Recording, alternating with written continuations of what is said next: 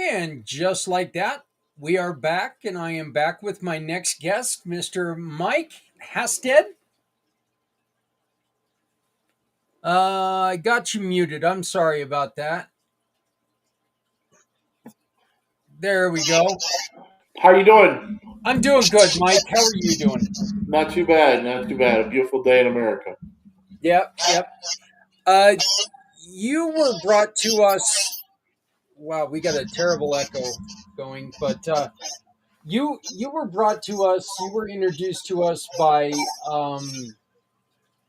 Tim, I'm sorry. I think Tim by Lead Fire. Yeah, Timothy. Right. Yeah, hmm and you have started a new nonprofit. Can you tell us a little about that? Well, I mean, we've been in existence since 2018, but so our nonprofit was based on putting veterans back to work, right? And we've seen that we've seen the opportunity that when uh, and the rumblings that everything was going to be winding down. What and when that winds down from them wars, what are going to happen with those veterans? As far as jobs and understanding and transitioning into the workforce, into civilian life.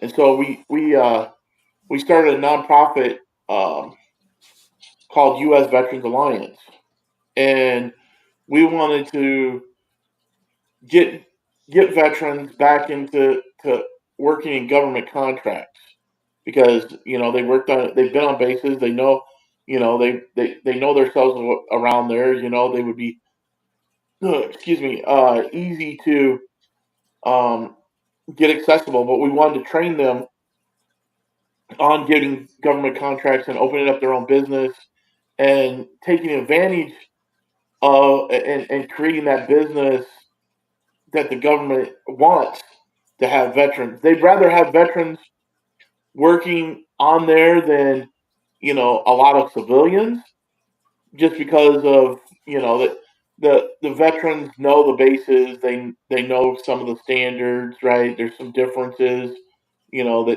that that happen on base rather than in civilian life. So uh, that was in 2018 that we started it, and in 2019, um, right right before COVID, we got a government contract at Nellis Air Force Base, right? And it was for like $2.1 million to redo an R&D building from stuff that was going to be coming back from Afghanistan and Iraq and stuff, and they were going to repurpose, but the building needed to be brought up. Well, when COVID came, they canceled a lot of those contracts. They just shut down the bases, everything. So that pretty much, you know, uh, like put a a big, you know, Kibosh down. on everything. What was that? Kibosh on everything. Right. And so we said, well, what are we going to do? And so um, our CFO Matt Levine, um, he's like, well, we could apply for an EDIL, right? And it was an economic development. It was being given out during COVID and some of that COVID money, and we could have all went down that whole thing and um and used the money and used it inappropriately, but we got $175,000, right?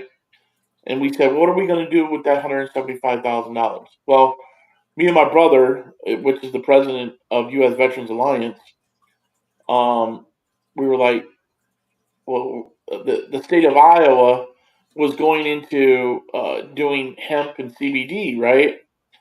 And and so I reached out to the Secretary of Agriculture in the state of Iowa, um, because a lot of the different states, they weren't, there wasn't a lot of activity, but Iowa was still kind of an open state, right? a lot of the Midwest states. I often say, you know, um, uh, they said um, that a farmer's going to ask the question, what the hell is social distancing, right? Right. Well, they social distance all the time. They're way out on the farm. They're not around people. So, we went into the state and we said, hey, we think we can bring vets. We think that we could bring vets to help, set up a program to train vets on how to do farming and grow CBD in the state of Iowa. And the Secretary of Ag's like, oh, well, we've got somebody I want to talk, you want to talk to. And so it was Senator Tom Shipley. He was a state senator, and he wrote the bill for him.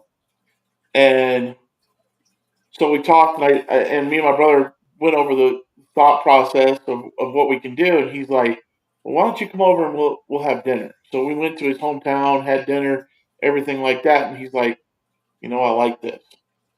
Will you come sign the bill with the governor with me?" Right? And so we went, we signed the bill, we applied, we've got our license, we started growing, right? And then the next year we recruited farmers. We got 3 farmers and we grew 80 acres. And, I mean, people don't realize that Charlotte's Web in their whole program, their whole thing grow on 60 acres to fund their whole thing. So when we went to 80 acres and we seen some of the problems, we had to step back. We took our military, because we're trying to do it as a military movement, right? And so we had to step back and we told the state, this is not for the American farmer. CBD is not for the American farmer. It's not going to be advantageous to the state to promote this. But we will say that if we went into an industrial and created industrial um, hemp program, that it could be very viable to the state. And that was in 2021. And so the senator, he's like, "Well, do you think you could do a presentation?" Because we're debating on whether we're going to up the acres or not. And so we went down and we met with the senator. He's a Republican, and his counterpart, a Democrat, that helped sponsor the bill. And we explained to them, right, what industrial hemp can do. And they were like, "Well, do you want to walk over to the subcommittee and get in there and put your spiel into those senators?" And they're like, "Yeah, we'll do that. We ain't got no problem." I mean, how I became a Marine was I wrote Congress and got in on a congressional waiver. I mean, I'm retired from the Marine Corps. I lost an eye in the military, so it. I have no fear. Politicians are just like any other normal people. People are fearful of politicians. Well, if you speak to them correctly and you speak to them the right way, and and speak to them like human beings, usually they're going to be understanding and want to work with somebody. So people have to remember they're there because we put them there, right? We just can't come up with huge false false things. And if we can present it right and give the right opportunities, we the people are who run the government. The government doesn't run the people. And so I think a lot of people get that confused. But so we've been on this path of creating industrial hemp, and we built a profit company off of our nonprofit called U.S. Freedom Farms. And we've put a video out. We've got some videos. I can give you some websites to bring them up. If you want to go to our nonprofit website, it's www.usveteransalliance.org. And then our profit company is www.usfreedomfarms.com, and it explains about what we've built and what we've created as far as sustainability building with sustainable products, and food security. Right, those are the two main things that are going to be happening in America, and what we've been trying to push veterans to think like.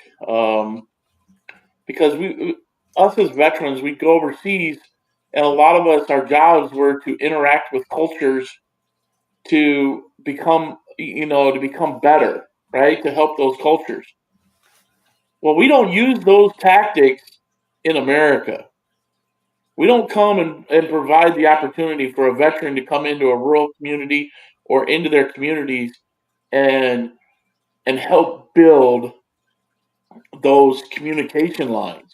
We do that all over the world, but we fail to use our veterans to help establish communication and logistics to help better the inside of America. Once veterans get out of their or get out of the military, they're pretty much they're on their own, right? They're supposed to figure that out. Well, that's where we're trying to bridge that, right? And bridge that opportunity and show them that, hey, we can build a business, right? You could build a business. Let us help you build a business in food security or sustainability, and and go after some of these opportunities, um, that I mean that are there. We have lumber products. We have insulation.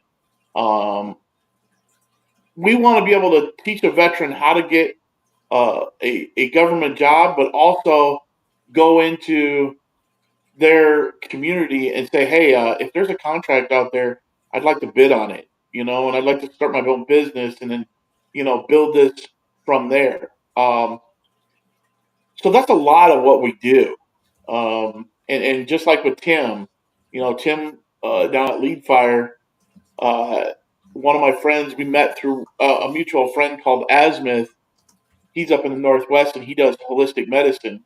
Um, and referred me to Tim because Tim was going through some hard times. But then Tim reached out and I explained to him what we do, and Tim was like, "Holy moly, man! I work with you know the city councils and chamber of commerce and everything, and San Antonio is looking to upgrade a lot of this different stuff, and you guys could fit right in."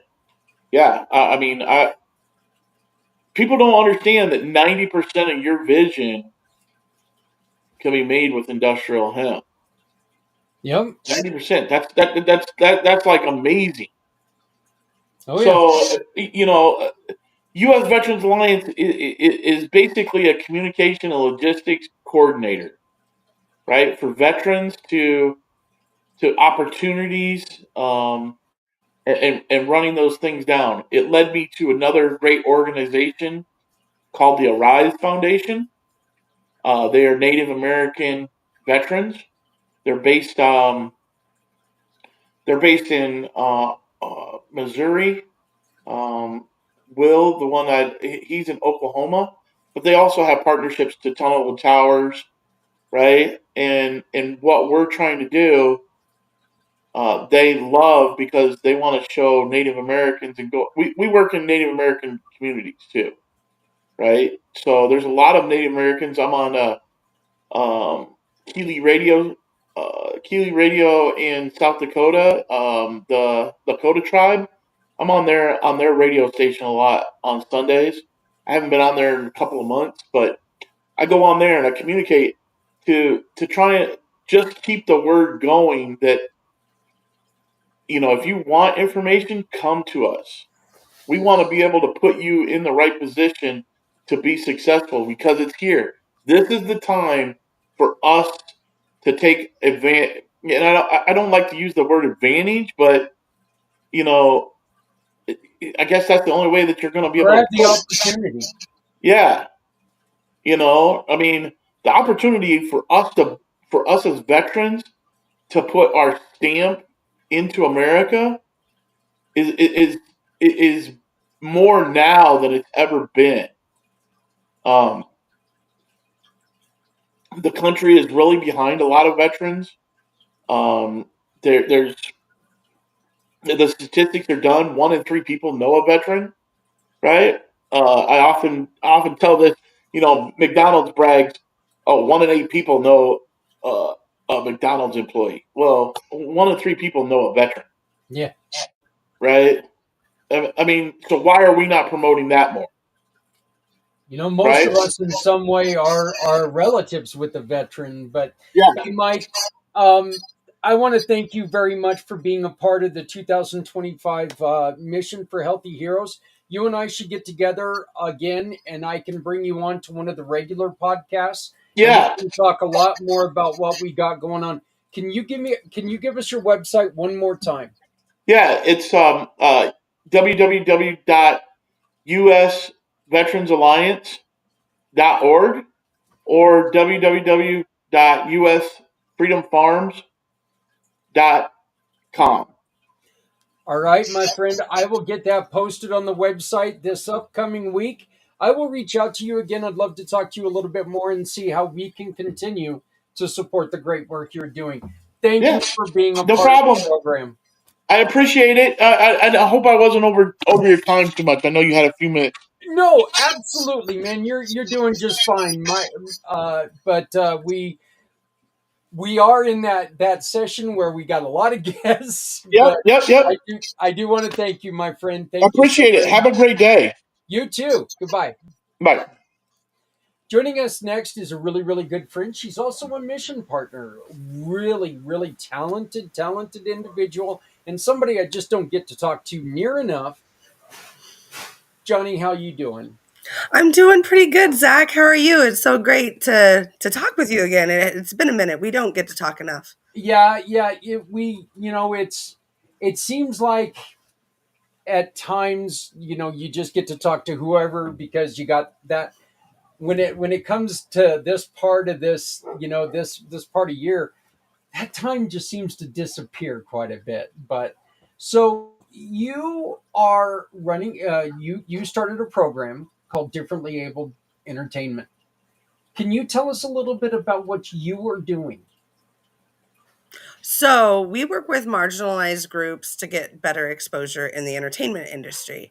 And so you're like, well, what does that have to do with veterans? Well, veterans are one of the marginalized groups that we work with.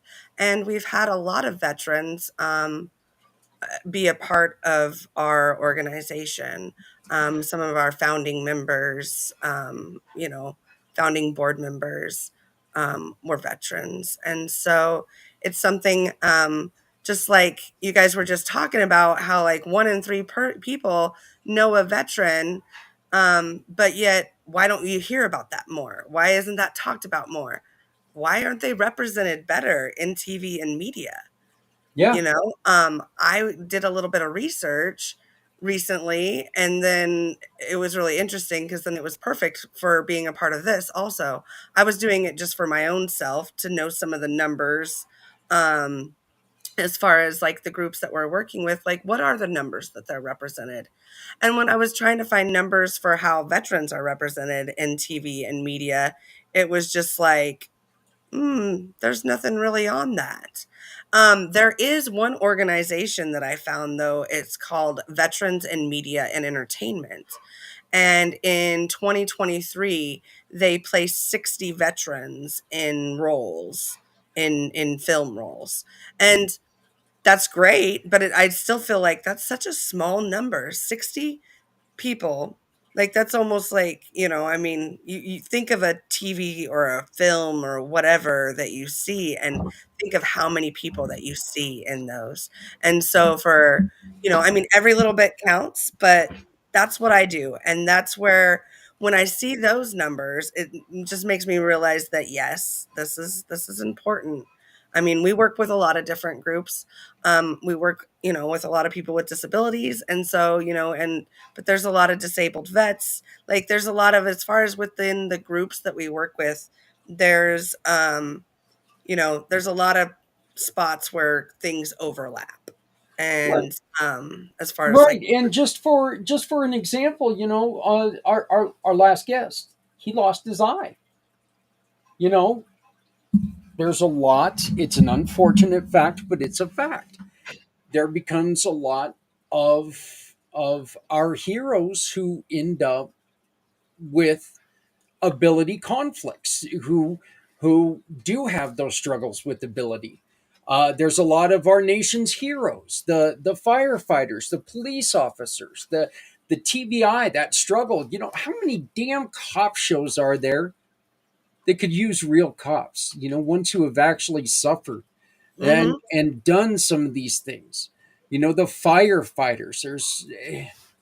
Hell, you have a whole franchise about Chicago alone. Yep. So, you know, this is a chance really to take and step out there and say, hey, you know what? We're gonna take and we're gonna support these individuals. Exactly. So Um, mhm. no, go on ahead, please. Yeah, no, I was just, agreeing, I mean, we need to support them. They need support, but helping people, just understand and see them more. Like that's where representation doesn't only help the people that's being represented, it helps the other people understand what they need, or that their needs, and possibly in a lot of times like their needs are not being met. And that's a real sad fact when it comes to a lot of our veterans. I don't feel that they, you know, get the help that they need and the help that they deserve, considering they put their lives on the line so we can do what we want. Yeah, yeah, you know, it when somebody goes to work every day and they don't know if they're going to be coming home, when they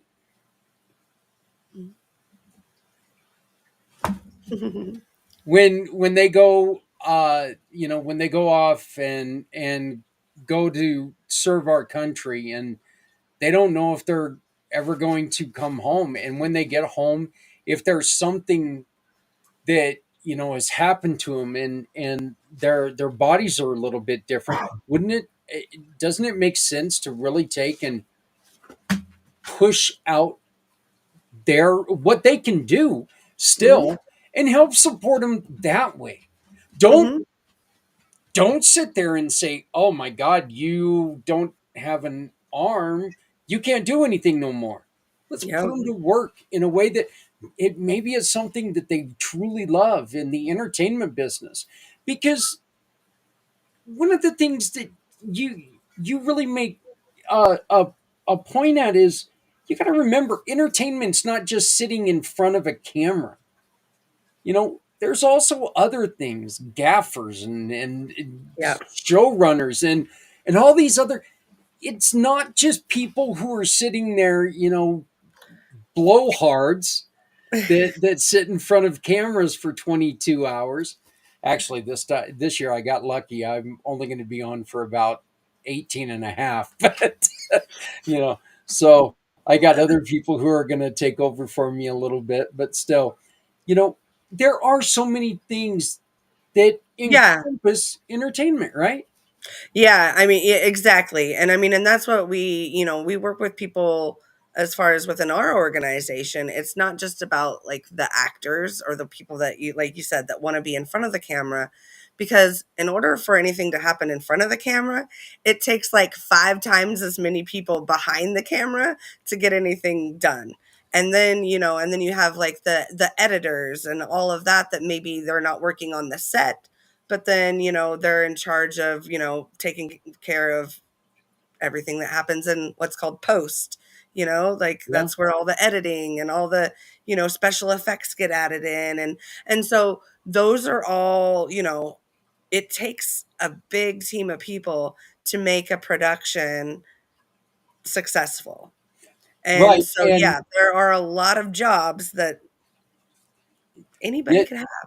rumor has it that there was a gentleman named, oh god, what was his name, Wyatt Earp, that was in Hollywood as a, you know, just training and telling people about the lifestyle. He was like, you know, rumor has it is he trained John Wayne. You know, everybody talks about John Wayne being one of the greatest actors. Well, he was, you know, he got tips from Wyatt Earp, if you believe that story. But, you know, I mean, there, you can be Well, this is a terrible example, but it's just an example of the things that happen when in the making of The Godfather. You had the mafia right there in the making of The Godfather. They're kind of doing some things you didn't want them doing, but you know what? They were there. They wanted to make it as realistic. And who better to make your production what you realistic than bring in somebody who's got that talent, that experience, right? Exactly. I mean, there's nothing speaks louder than, real personal experience. And that is, when you get, that realness that that we want to see when we're watching something. Realness comes from realness. Imagine that. Yeah, yeah. When you have when you have a show that was based in the 1800s, and there's a guy walking down the street with the cell phone. Yeah, it doesn't work. I'd like to Not unless think it's like a that. time traveler type of show or Yeah, something. hey, why not? Anything could happen, and we definitely know that about TV. Uh, Johnny, tell me, what are some of the things that you need help with to continue your mission? Well, we always need people that want to be involved in the things that we're doing, but also, I mean, we right now we're really currently seeking sponsors for this next year with some of the productions that we're doing, and so yeah, we're looking for support in that, and but also, you know, it comes in many different ways for those that are local around the Tucson area. That's where we're based out of. And we are starting chapters in Montana and in Nebraska. And so we're looking for people also that maybe want to start chapters in other places. Like, we can only do so much in our little bubble. It's my goal to grow this organization to where it is in every state and maybe even other countries, and possibly several cities in different states. We are based out of Tucson. We're getting ready. We're in the talks right now. It's nothing official, but we are working with some people about possibly getting a chapter started in Phoenix. Um, my ideal would be that we have our Tucson chapter, we have a Phoenix chapter, and then maybe down the road we have a Flagstaff chapter. So then we have Southern, Middle, and Northern Arizona all covered. But those are goals. And I'd like that in every state. I believe that the more chapters that we have, then obviously the more people that we can reach and the more that our message and our mission will be shared. This is something, and I'm not reaching into the realm of politics. I'm trying not to reach too far into there. But I know that there's been a lot of tax breaks given to the studios in Los Angeles. Is this creating tax breaks for other studios in other areas that we can find beneficial? Possibly. And then for like I know Arizona, they've just passed a bunch of new film incentives because they're trying to bring more film into Arizona. And so it's kind of a state by state thing. I know Montana right now is really starting to do a lot more independent film, and that's why we're expanding out into there. And actually, doing some research, I found out that Montana is, like as far as the independent film goes, it's like the highest paying state. Well, I'll tell you this: 3 weeks ago, I was in Montana for just about a 36-hour period, and it's huge. Yeah. And you see everything in well, when it's not a blizzard and you can't even see the hood of your car, in which Mhm. of course that's what I ended up with. But Oh no, it is so beautiful. It is it such a really is. beautiful state, and there's so much rich history, It so is. many different. It's like being in three states. It really is. I would You know, agree. I lived up there when I was younger, and I still have connections out there. That's how the chapter's getting started out there. But yeah, I lived in Great Falls and then out around Fort Benton. And Fort Benton's a really small town, but it's full of just really fascinating history. And it's probably one of like my favorite little small towns ever. And I went to a summer camp up around Flathead Lake, and talk about beautiful.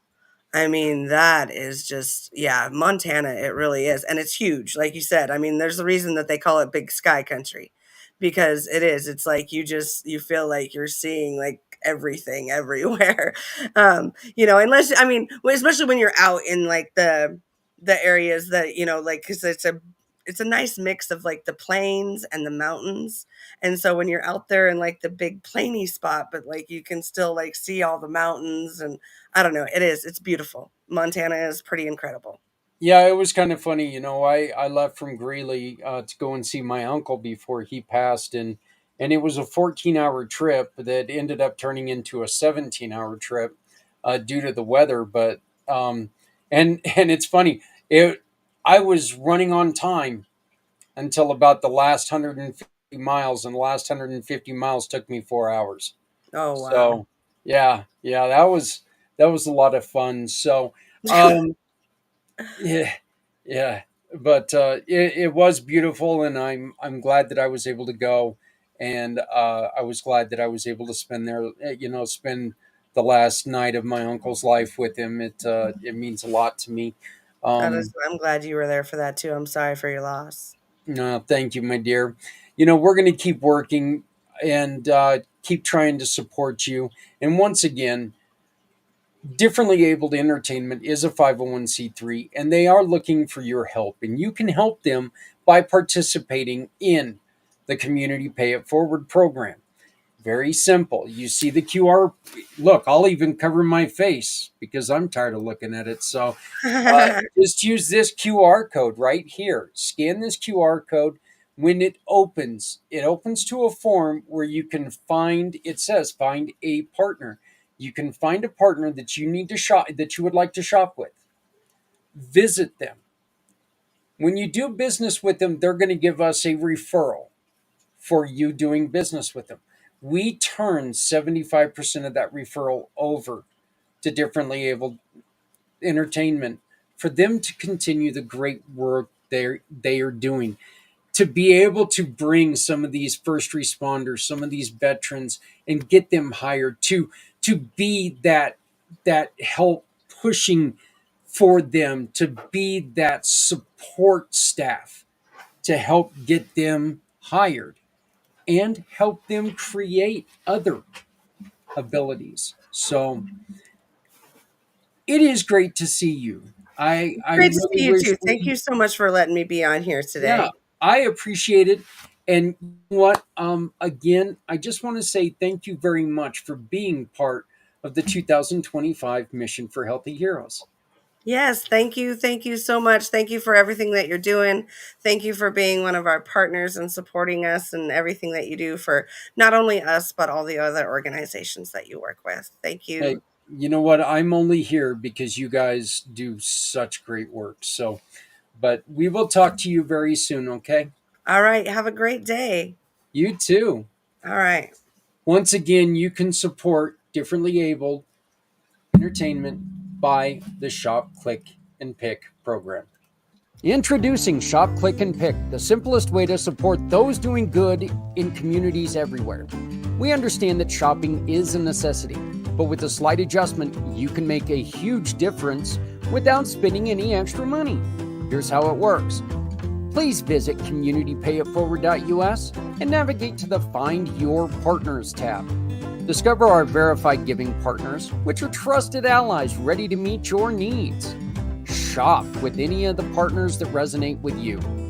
Click a picture of the receipt or invoice, then pick the mission partner you wish to support and use their QR code to send the receipt directly to us. After that, all you have to do is sit back and enjoy your purchases, knowing that you've made a meaningful change for someone in need. Community Pay It Forward amplifies your business's impact by sharing the story of those who require your services. rallying support for those who need us all. Because no one needs to go it alone when we all come together. Anissa Hudak and I had our wires crossed, so she was unable to join us earlier. She will be joining us here in just a little bit, in just a couple hours. She is also donating to the program, and you can be in the running. We will draw, as long as we have a couple of the cards, as long as we got a couple of the forms, somebody is going to take home this prize. And it is, whoa, I don't want to be seen. There we go. It's a year membership to Phoenix Women Healing Yoga. Okay, it's valued at $1,200. It's virtual, so it doesn't matter where you are. But it happens in the comfort of your own home, includes 4 or more live yoga therapy sessions a month. Recorded yoga therapy sessions available 24/7, pose breakdown videos, including chair yoga poses. Education, mini courses on how to handle symptoms and situations, resources, and peer support community. This is not fitness based yoga, this is yoga therapy. Slow flow, restorative, and therapeutic. Although you will achieve a full body workout with each session, the focus is not on fitness. Our goal is to move trauma, stress, and other baggage out of your body and increase your bandwidth. Feel lighter, present, and more focused and relaxed. This is for women. This is great for women with PTSD, C style PTSD, trauma, anxiety, or depression, chronic high stress, chronic illness. This is also uh, this is also perfect for women who are caretakers, first responders, or military, active or retired, high stress jobs or lives, medical fields, doctors and nurses, DV or sexual trauma survivors. And we've had a couple of those who've joined us today.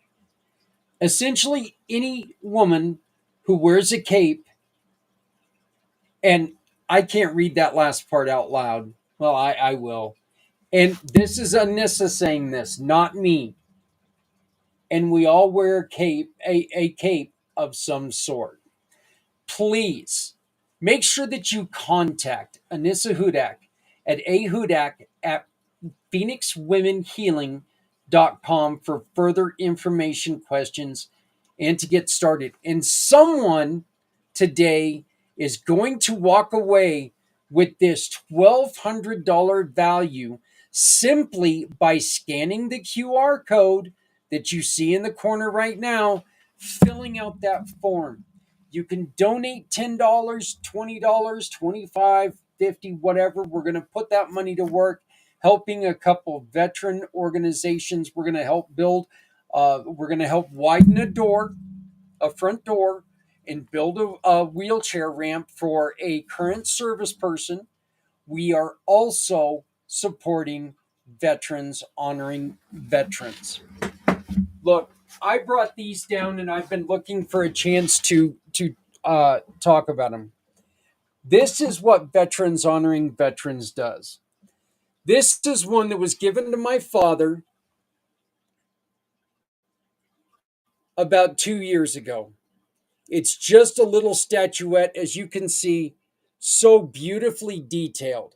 It's got all of his information. Tech 4, Jerry Clayton, U.S. Army, 71 to 74, Vietnam era. He served in Berlin. It's also got the Army logo on it. It is just beautifully put together. Gorgeous. And as you're going to see a little bit later on tonight, posthumously, and I've talked about him a lot over the last couple of weeks. I lost one of the most important men in my life. Trying to fight back the tears here, folks. Lost my Uncle Barry. And Bart came to the Loveland Library and honored my family by giving my Uncle Barry his own. This is the one for the Marines. Private First Class Barry Clayton, U.S. Marines, 65 to 69, Vietnam. It's got the 3 ribbons for the Vietnam service, the Purple Heart, and the Vietnam ribbon on it. It's also got the U.S. Marine logo on it, just showing that, Uncle Barry was a Marine. You can see the difference in each of these 2 statues. This is Army and this is Marines. Each one is different, but the thing is that each one is the same thing. It all means our heroes, they get honored.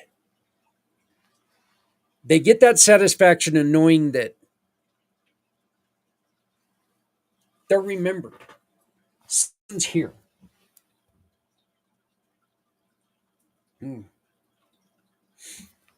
Can't believe I made it through the entire showing the entire ceremony this morning without shedding a tear. I pick up his statuette and there it goes. There goes the waterworks. So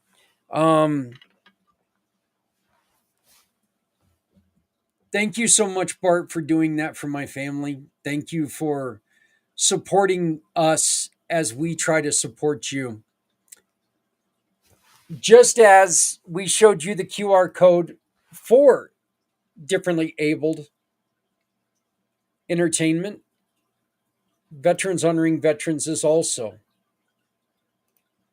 one of the organizations that we support. Right here's their QR code. You can scan that QR code. You can shop with them, and when you shop with them, every purchase becomes a donation.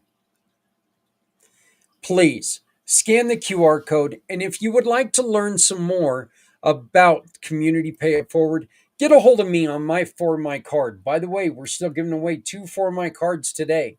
And again, it's very simple. This is a form that just says, what would you like to say to our heroes? Again, Thomas McNichols. All he said was, thank you for your support. He chose to give a $10 donation. Thank you very much for that, Thomas. But you don't have to. This isn't a state lottery. All right? No purchase necessary. You're going to win just supporting what we are doing on this event, this 22-hour event, the 2025 Mission for Healthy Heroes. With the Mission for Healthy Heroes, our goal is to talk alternatives, talk personal preference, talk about success. What works for you isn't always going to work for others. We ask you to join us if any of these sound familiar. Do you run activity programs? Activities like art therapy, music therapy, animal assisted therapy, outdoor adventure programs, sports and fitness programs, gardening and horticulture programs. These programs have been proven to reduce stress and anxiety, boost mood and increase serotonin levels, improve social skills and reduce feelings of isolation while enhancing self-esteem and creativity. They also provide a healthy outlet for emotional expression. What about a structured or heavily regimented program? These programs are designed to provide clear framework and routines that help individuals develop skills and stability in their mental health journey. Cognitive behavioral therapy, residential treatment programs, support groups with scheduled meetings, vocational training, and rehabilitation programs, or day treatment programs with partial hospitalization programs. Encourage accountability and regular participation. Help individuals establish daily routines for stability. They provide peer support and they reduce isolation. They also build life skills for long term recovery while focusing on measurable progress.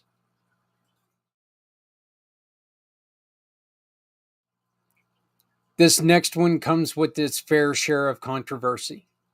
Safe, controlled psychedelic treatments. These treatments use psychedelic substances in a controlled environment under medical supervision to address mental health challenges.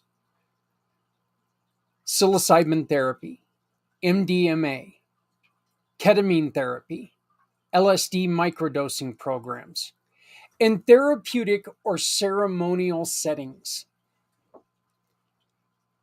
The benefits are vast, including allowing patients to process deep-seated trauma. It improves emotional insight and understanding. It reduces symptoms of anxiety, depression, and PTSD. And it also promotes feelings of connection and empathy, while catalyzing long-lasting behavior and emotional change. Our final example for this video is mindfulness retreat programs. Mindfulness retreat focus on deep relaxation, meditation, and self-awareness, often in serene and natural settings. Silent meditation retreats, mindful movement retreats, nature-based mindfulness retreats, healing wellness retreats, and mindfulness for trauma programs. They enhance self-awareness and emotional regulation. They reduce stress and improve focus. They boost resilience against depression and anxiety, promote physical relaxation and mental clarity, and encourage spiritual growth and inner peace.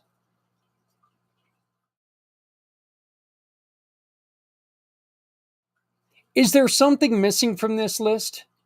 Tell us about your program and all the good that you're doing, working to support our heroes and their battles with mental health difficulties.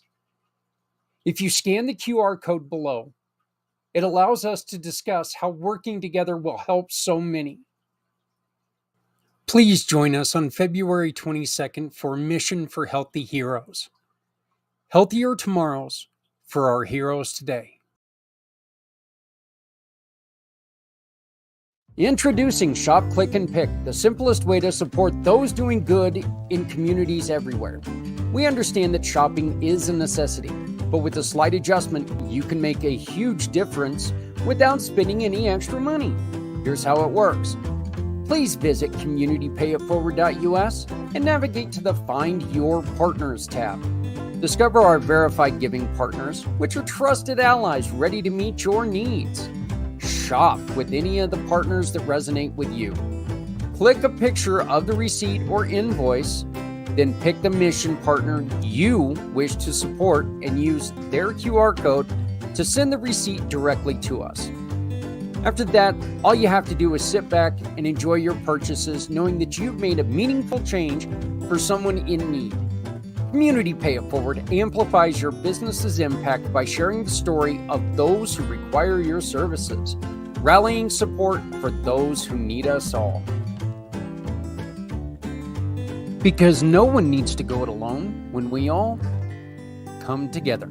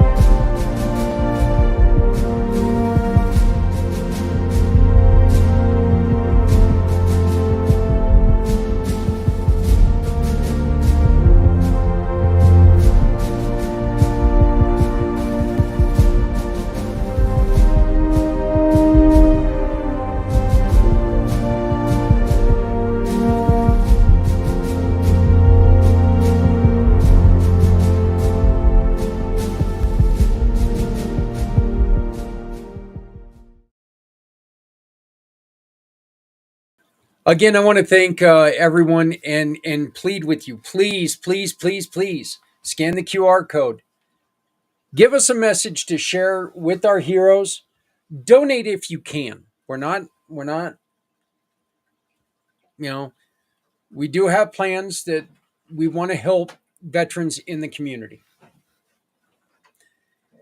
Coming up in about 5 minutes, we have our really good friend Les Simpson is going to join us with J.W. Wilson.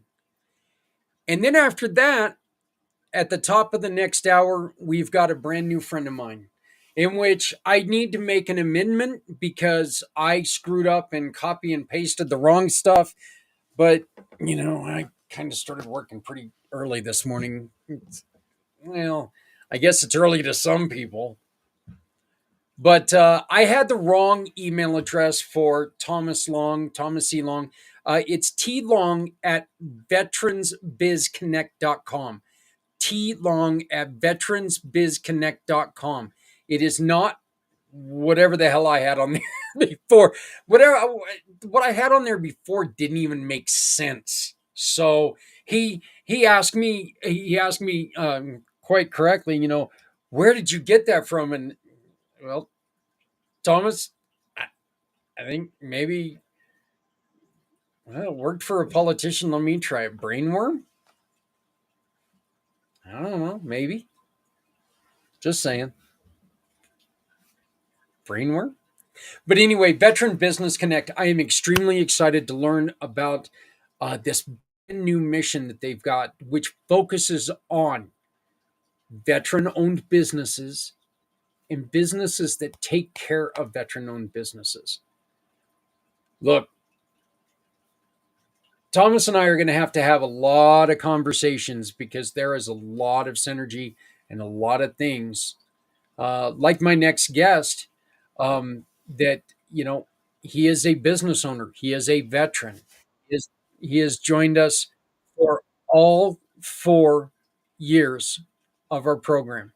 This is his fourth episode doing this. And look, like I said, veteran businessman. He's got so many irons in the fire, but all of them are about taking care of yourself, whether it's taking care of yourself spiritually or health wise, or now learning. There's a new way to not just learn, but make it stick. Because the way that we were taught to learn, it didn't work, did it?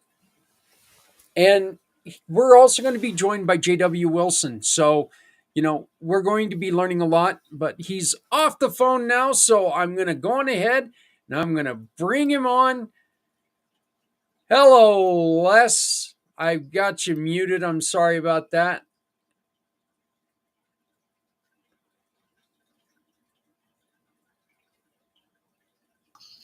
Yeah, are you there? I'm here. How are you, sir? That's what I'm trying to get on. Okay, the one that I sent at 109 is console, and that will get you on. Okay, that's what I'm trying to get on, but it says I can't. Let me just try. Are you on? Yes. All right. So let me try it. Let me just try it again. Oh, here's something different. It says copy link. Oh, that means he's on an Apple, Les, and he's got to copy the link to the. He's got to copy the link to. Zach's explaining it. Just be quiet for a second. What? Yeah, because he's using an Apple device, he has to copy it to their default browser. Oh, because you're using Apple, you have to copy it and put it on your default browser. Which, for some reason, I cannot remember what the name is. Yes, you can use your computer. Okay, so let me send it to my computer right now, and then I'll try to get it on from there. Okay. You guys are going to have to talk because we're supposed to be on now. Zach's good at that. I like surprising people. Les, how are you doing today, my brother? I'm doing great. How's the marathon going, or the telethon, or whatever you want to call it? I don't even know where I'm at right now, to be honest with you. But you know, I think the you're on planet Earth. yeah, I'll be honest. You know, everything looks a little familiar, but I seem like I feel like I'm kind of lost. But yeah, so yeah, everything has been going really good. We've had a lot of wonderful discussion, talking a lot about health, in which I know is something very important to you, and you've worked a lot. You've spent a lot of time in the health and wellness world, and now you've got a brand new venture, and you're going to be bringing up JW Wilson, the founder of this program.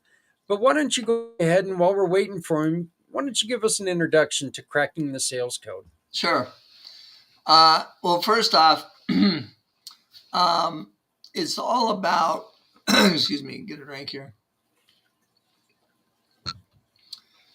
Cracking the Learning, the Learning Code Institute is 40 years old, and we're known worldwide as the world leader in brain science for communication and sales.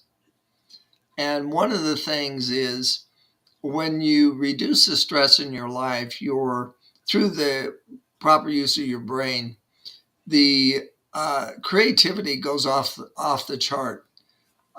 In fact, because of that, JW has created 23 very unique multi-million dollar businesses throughout his 40 years.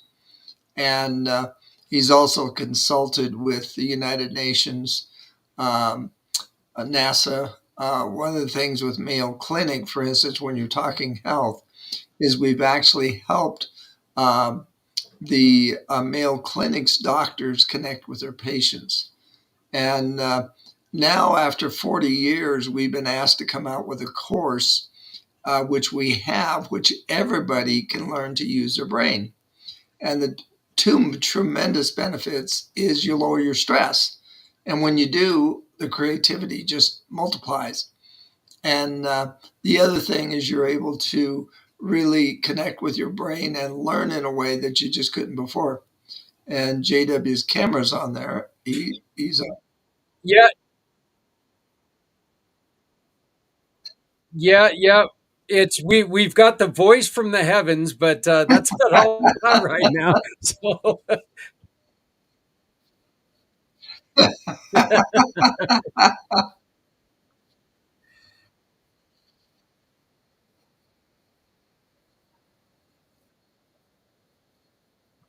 well,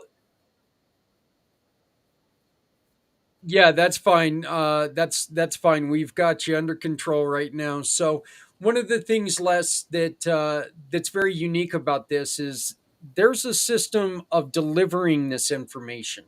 This isn't, and JW says it in the video, and it's not drinking out of the water hose. This isn't just flushing your face full of stuff, flushing your brain full of stuff right away, and saying, okay, give me money, go away. This is learning. This is putting it into learnable situations a little bit at a time. Yes, because transformation does not happen overnight. And unfortunately, we've been taught that if you throw enough information on it, you change. The brain actually says, no, I don't want this junk, and gets rid of it because it's not part of your meaning network. And so, yeah, that's one of the things that it has to be gradual. And that's why the course is 3 to 10 minutes a week. And then you go out and you learn how to use your brain. And gradually things change. I mean, I've gone through 6 weeks of it, and I can't believe how much more sensitive and to people and myself that I am. And that's one of the things that I'll be talking about a little bit after JW's, because he's going to be talking to veterans on what you do with PTSD and drug addiction. And he's had clinics for both. And in his 40 years, and been highly successful at it, worked with the wounded warriors. And but he'll be talking about that once we get him on. Yeah, All right, sounds good.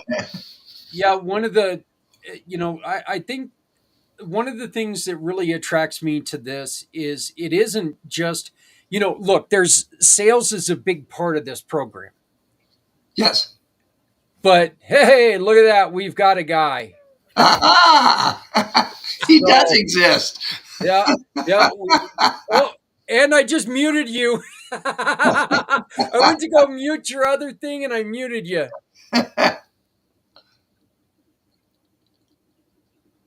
Sorry, guys. I know a lot about the brain, but not as much about technology. You know what? If we all knew as much about computers as we know about yeah, we'd probably be a little bit better off.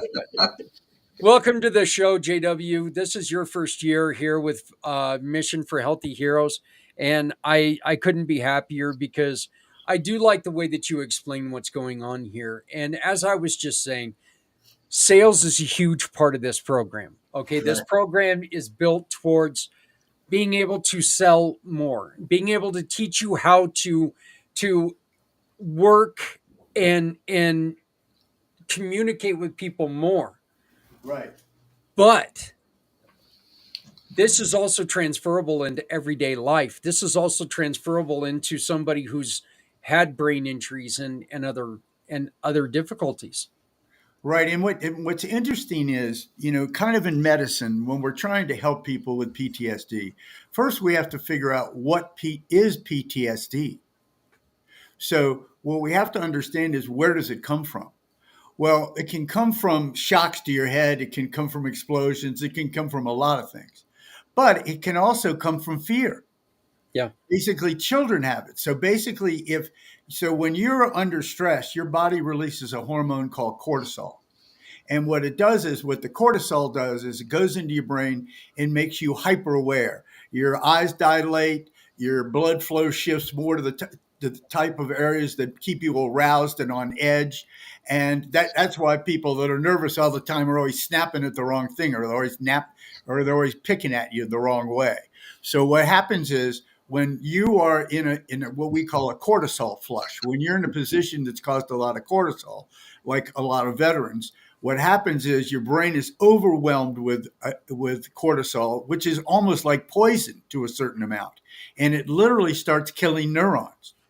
And so those people that have PTSD, we've got to do a lot of work to helping them keep their blood flow in the upper part of their brains, keep their stress levels low, and literally the brain will reorganize and start to reheal itself. So, and this is one of the reasons that talk therapy sometimes doesn't work as well as we'd like it to, because what we're doing is we're putting more stress on the brain to do what the therapist is trying to do, instead of stepping away a moment and giving the brain time to reorganize itself. Because when you give the brain too much to do too quickly, it creates more stress. And the way to heal PTSD is to create less stress in the individual, so the natural healing processes can come forward. And where tell me about the journey, JW, to discover this. Tell me about what you were doing when this came to you. Right. Well, it didn't really come to me. What happened? And sorry, guys, I'm having some problems with my lighting here. So what happened was, so I was doing the research. So this is a long time ago. So really, what got me interested in this, I was running a couple of television stations, and I wasn't producing the ads. We were producing the shows and everything else. And I noticed that some people's advertising, I was in the cable business, I could tell what their response rate was. And what I found was that the people that were creating more movement to whatever they were trying to sell had more meaning to the customer. And I went, wait a minute. And then what I found is, I started researching engineering. What does sales do to the brain? Do you know what you do when somebody tries to sell you, Zach? Yeah, you shut down. Exactly. Your biology does this. So what we found was, sales wasn't getting people to move. What was underneath the sales? What was most meaningful to people? And when you could reverse engineer, and if they told you money, you had to ask other questions. It's never the money, it's what the money buys them, whether it's security, whether it's fulfillment, whether it's joy, whatever it happens to be. But if you just start marketing or trying to get people to change on the first thing that they say, you really got to go to the next level down and say why. We ask them 3 times, why do you say that? And then they start thinking about it. And what we found is that the people, especially that have brain damage or PTSD or a lot of stress in their life, as they slow down and ask themselves those questions, literally it lowers their stress hormone. Because when the stress hormone comes up, what do? We act right away and we say something to our wife or our loved one and we wish we didn't. So what we do is we kind of breed into the system that they're using that kind of deep breath moment where they now, and it's not so much for their head, it's for the rest of their biology also. Because as their heart rate slows down, their breath rate slows down, now the neurological mechanisms start to be engaged that make them much more successful with their actions. One of the things that you just said really explains why the statistic shows that most suicides happen within 30 seconds of the initial thought. Exactly. And It's that's because you don't allow that thought, that thought doesn't sit. It's an immediate reaction. That's exactly right. Because that thought also is causing so much. This is the interesting thing. That negative thought is creating stress. Remember, that stress is a hormone called cortisol. When that stress when you get cortisol flush, too much of cortisol in your brain, it literally shifts your blood flow downward to your least evolved states where you're the dumbest, where you can do stuff like kill yourself. So literally what stress can do is cut off the part of the brain that says, don't stick that gun in your mouth. So that's why we've got to, in a way, when we work with PTSD and people that have it, we talk about the prophylactic effect of meditation, mindfulness. So what we talk about here at the Learning Code Institute is helping people with meditation and mindfulness before the event comes. Because what happens is as you meditate, you do more mindfulness, you observe your thoughts instead of being your thoughts. When you become the observer, there's a different relationship chemically in the brain, and it gives you distance between a thought and action, much more distance. And literally people that use this, the guys that have used it for PTSD, they go, I don't yell at my wife like I used to either. Yes, because you can manage your emotions so you don't let your emotions run out of control and literally damage you. Yeah, I don't yell at my wife like I used to either, because this one would pick up a baseball bat and I wouldn't be yelling at anybody anymore. So It might kick my ass too. yeah, this one would learn me straight. I'll tell you. Les, you wanted. I want to get your opinion on what's being said here. I'm learning unbelievable, and that's one of the things that I'm very thankful for, especially since I met JW about 9 months ago, and him and I have been on numerous calls and with his book. But man, since this, and what's interesting is I've been using his words because I didn't have the experience. But since the course has come out, I'm taking the course and I'm experiencing this. And one of the things even JW will tell you is even when he's giving a lecture, unless people experience it, they don't get it. It's just think of all the seminars you've been to, literally hundreds of them. What percent do you remember now? For most of it's at most about 2%. It's because what happens is working memory, the guy's sitting up there talking, working memory fills up, but working memory is like the size of a thimble. It can only hold so much in front of your temple. And then you keep loading in more stuff before the stuff in working memory goes back to long-term memory in the rear associative areas. You just keep knocking it out with the next seminar, the next webinar, the next hour. And that's what we do in most of our training programs. We don't understand the process of giving the information time to incubate within the brain so it can change the structures. And one of the things that you and I discussed, JW, in a past episode, and Les and I, we bring this up almost every month because I find this just extremely fascinating. We bring up how we learn in school, and you brought up, look, when you were in school, you learned things because you knew you had a test on Friday.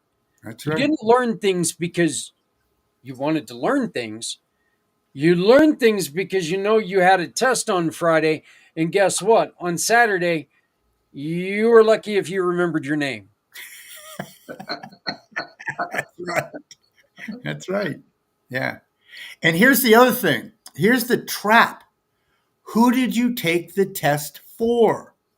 Why did you memorize the information? You Yeah. didn't do it for you. You did it for them. And your brain knows that.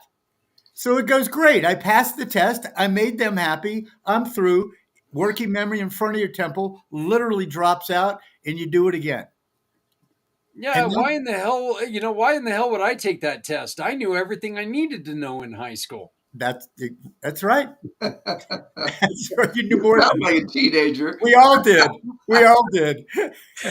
I have never in my life been smarter than when I was a kid. And That's man, I was a dumbass. It's So, much more complex. Yes, but here's the advantage is when we understand how the system works. I mean, literally, our education system is built on a biological fallacy that stress creates learning while you're taking a test. It doesn't. So basically, what happens is that information that you memorized, if it's not meaningful to you, it's not useful to you, if you can't use it, it drops out and then you got to do it again. So there's some remnants left that you can gin it up a little bit when you get in college, but it's not the same. So basically, what we found is meaning drives all movement. What you had for breakfast today, what you did for what you're going to do tonight, whether it's watch TV or whatever, that's meaningful to you. The structures of meaning drive your motion. And when we can understand the structures of meaning to a patient that has PTSD or an individual or anybody that has it, what is meaningful to them, if they can get to that, then we can help them get more of it. Then that literally changes their brain structures, their neurochemistry, and literally you're not dealing at the same levels with post-traumatic stress disorder, because at one level the chemicals that are driving post-traumatic stress are decreasing to the point where they may even disappear.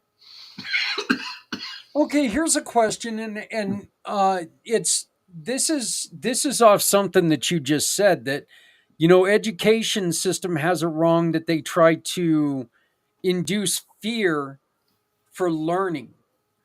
What and I know that there are a lot of business owners that say they want to run their company with the iron fist, and by God, I'm the man and you're going to listen to me or I'm going to Right. pop your skull.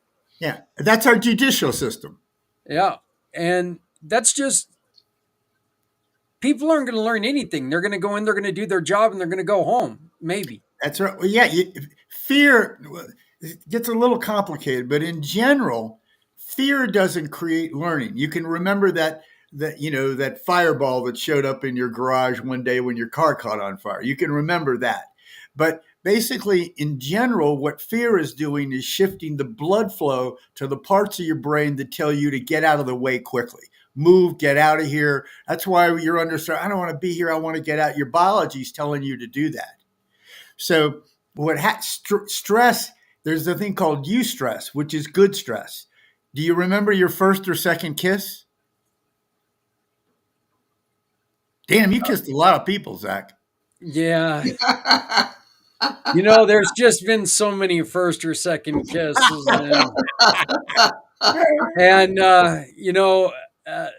Like this is where I get to pull out that, hey, I've had head injury, I had head trauma, but JW, the truth, I wasn't that smart to begin with. So, Right. Doesn't make any difference. and I'm getting up in there in years. So yeah, I'll just say it was my first kiss was my now wife, because we we knew each other when we were kids, when we That's were young cool. kids. That's So, cool. That's great. That's a great story. Holy sugar. You married your first kiss. yeah, we're gonna go with that. Even if it's not true, we're gonna go with that. But what the point I'm trying to make is that we remember the emotional personal things that are important to us. We don't remember what is important to a teacher if it's not important to us also. So what you have is this one-way street of all the teachers in grade schools and high schools going, this is important because it was important to me. So it's got to be important to you. So we take what is meaningful here and we try to jam it down that throat. The difference is there's no two neurons in any two brains on the face of the earth that are wired the same way. So even if cars are interested to both of us, or carburetors, or something like that, there'll be little differences always within it, within our view of what we're looking at. Why is that? Because evolution, God basically figured out that the more diverse our population brain structures were within a range, the more survival opportunities they had. So what we do in the education system is we try to have everybody think the same. Everybody think like a teacher. Teachers tend to be left temporal lobe dominant. That's where words and finite math are. So they fit the system really well. Almost all teachers got A's in the school system. About 90%, 10% didn't, or did well in the system. And why do they go back in it? Because their brain plan fit the system. The problem is the other 90% of kids don't have that brain plan. So you take one brain plan that worked for one group, about 7%, and then you try to jam it down the throats of the other 93%, and it doesn't work. We end up with what we got. We got 80% of us aren't happy with our lives. It's crazy. None of us are making the amount, not none of us, but about 5%, only about 5% of us are making the financial return in our lives we want to make. So what we found is if we can just understand that meaning drives all movement, and if you can figure out what's deeply meaningful to someone or help them figure it out, then not only is their life going to change, but their ability to operate in the world is going to change, and our ability to cooperate as people are going to change. Why do we have war? Because my lower brain structure says you got what I want, so I can kill you to get it. Your upper brain structure, where your third eye is, where the ancients put your third eye here, when the blood flow goes up there, you want to love everybody. It's very different. You want to cooperate. So basically what we've got is a problem where we've created a world where we think might makes right, but all it does is force the blood flow downward and force us to fight more. So let me ask you this: what is this something we need to? Is this something that we need to learn over and over again as we age, as we change? Because I remember, in my 20s, I was definitely interested in things that I'm no longer interested in. In my 30s, I was interested in things. 40s, I was interested in different things. And now, because I'm so much smarter now. Now I know what's really important to me, and it's the interests, of course, of all have changed. Does this learning transfer? Yeah, it hasn't really changed. What's happened is you've got your initial learning, your high school, your college, your girlfriends, your work. So that's filled up in your head. Those are neural connections, right? So those neural connections, every time it's like pixie dust. Every time you add a new neural connection, in a way, your perception changes. You may not be aware of it, but that's what's happening. So as we age, we're changing neurons. Some neurons are going away. Some neurons are coming in. Some connections are going away. New ones are coming in. So in a way, we have the opportunity to recreate ourselves anew almost every day, because that's what's happening anyhow. Our brain is adapting to the new world that we're seeing. Your brain is not adapting to the world you grew up in the 1970s or 80s. Your brain is adapting to the world in 2025. But it's on top of all the stuff that you learned beneath that, right? So it's a fascinating. And this is when we work with groups or tribes of people, what we do is we figure out, okay, what is the learning that's happened, right? What is already in there? What can we introduce into this new ventral mental area that helps them get more of it, so they say it, so they're more attracted to this new way of being. And that new way of being can be no war. We can eventually get there. The problem is we've hit on a construct that againstness gives us what we want. But againstness biologically in history has never worked. It's only given us more war ever since man showed up. Might does not make right. Might makes more war. What we have to do is change our thinking process about where we want to go as a species. And when you do that, then everything changes. When I think Roosevelt he would set a chicken in every pot and a car in every garage back in the 40s or something. That resonated with people. It wasn't againstness; it was forness. So what's happened is, and againstness does work. You can get somebody to burn down a bridge or storm the Capitol with againstness, but it doesn't give us what we want. And the problem we have is we're some of the few people in the world that understand the biology of againstness. And what we really want is to get this more to the world as much as we can, so we can change this world, so we don't continue to kill each other thinking that's the answer. So, JW, what's the emotional key to this? What's the emotional key to get people to really start thinking about, you know what? This is something I need. Yeah. Well, what you have to do is think personally. What we found is, everybody wants to change the world, but they also want to make sure their plumbing's working first, right? Yeah. So we found is and you're asking a very good question. It's taken us so long. I mean, we've got over $9 million and 35 years just into the frickin' research to figure out how all this works, right? So you're asking a great question, because what we're doing now is we're just taking this out to the world. People saw this as, yes, we can accelerate the speed of learning. But what we're talking about here, Zach and Les, is we're talking about changing the way people operate in the world, which is a bigger mission. And so to answer your question, what do we do next? I think what we want to do is make sure that this information gets to the world. We have people recognize that we can't continue to do what we're doing, or we're going to continue to get what we've been getting. And so I think once we've spent most of our energy coming up with how everything works and how to change it. Now we're going to shift into getting this message to the world, so we can see that againstness is not the answer. Les, you had made a statement a little bit earlier about how, since you've been taking these lessons, how you become more aware, how you become more patient, how you become more. In what aspects? Well, first off, one of the things I've had a discussion with JW is I have been the good student.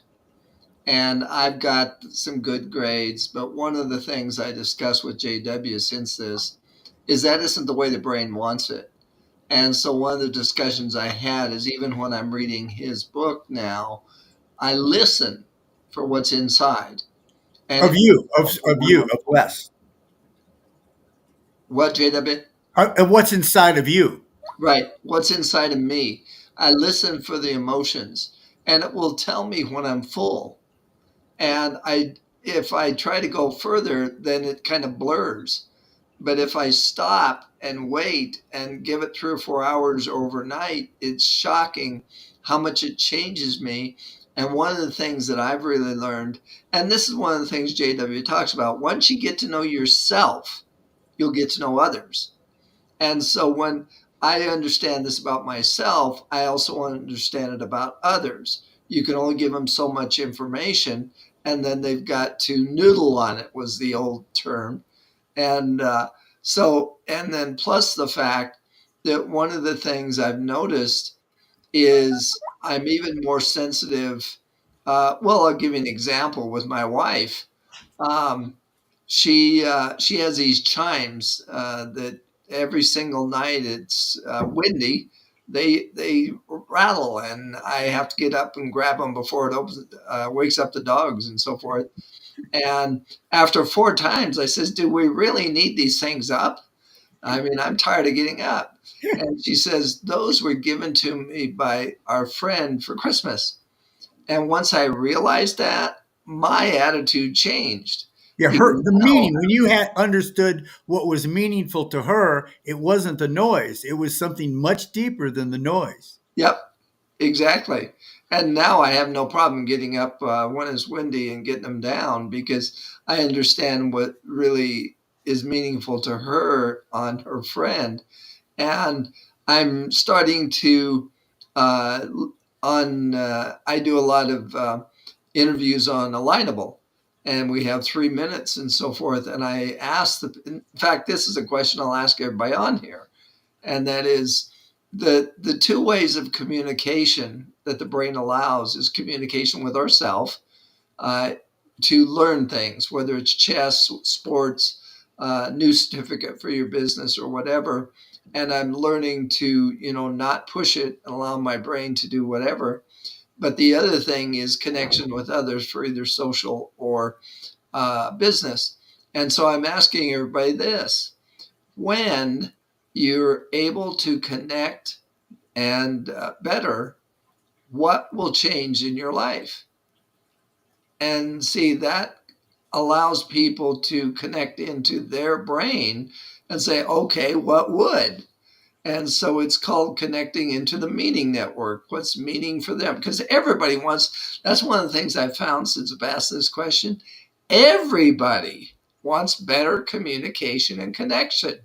I figured a lot of, quote, successful people would feel they were already there, but none of them has said nothing. Yeah, it's really interesting. We've isolated ourselves an awful lot in the modern society. Yeah, see, I think my answer to that question, Les, quite simply would be I'd like to see less shiny squirrels. I'd like to make it to where I stop losing focus as often as I do, and the frustration that comes with that, because it's not that I'm sitting there trying to, oh look, there it goes. I had a thought, but there's a lot of times that maybe it's just as you were mentioning, maybe it's just over focus. Maybe I'm trying to put too much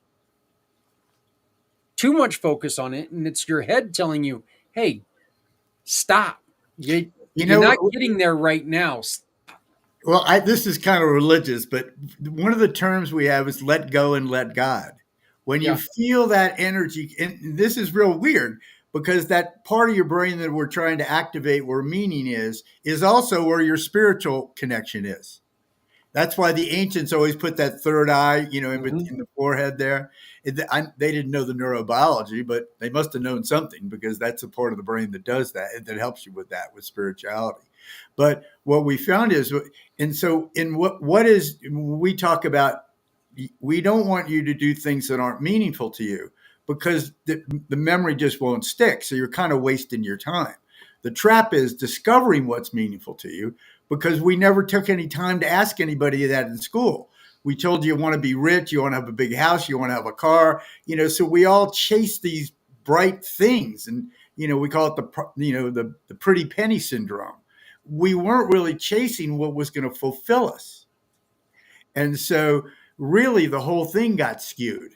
And really what we find is that when people can find out what is meaningful to them, they make a lot more money. Think about this: Jobs, Wozniak, Dell, Allen, Gates, Ted Turner, Richard Branson. Do you know what their degrees are in?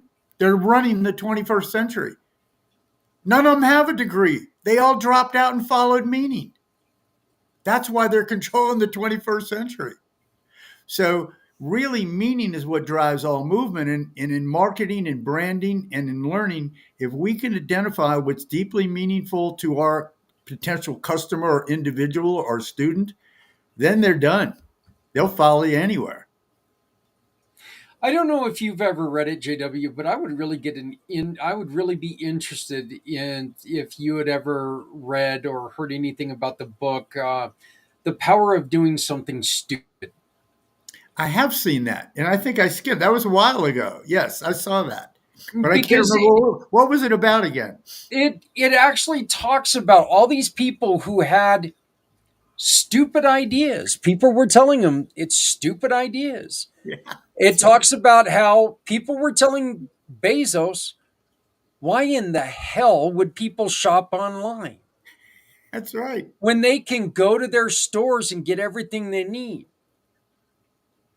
That's right. Imagine how dumb you feel right now if you asked him that question. Yeah. It's like, well, What do you why need in the the hell would I internet for? not? Right. Yeah. You know, but yeah, I mean, it's just it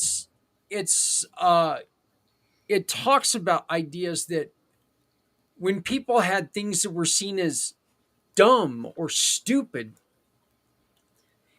and if they quit, when somebody came back around and did something with it, it became wildly successful. Mhm. Yeah, If they stuck with it and they kept building, they became wildly successful. that's right. That's right. Yeah. But you got to be a visionary. And we found there's a very interesting thing you can look at. It's called the innovation adoption curve. And a guy in Everett Rogers did this way back in the 1980s. And it was really helped me when I was in the television business, because what I found was when I was selling advertisers, that there were what he called innovators and early adapters.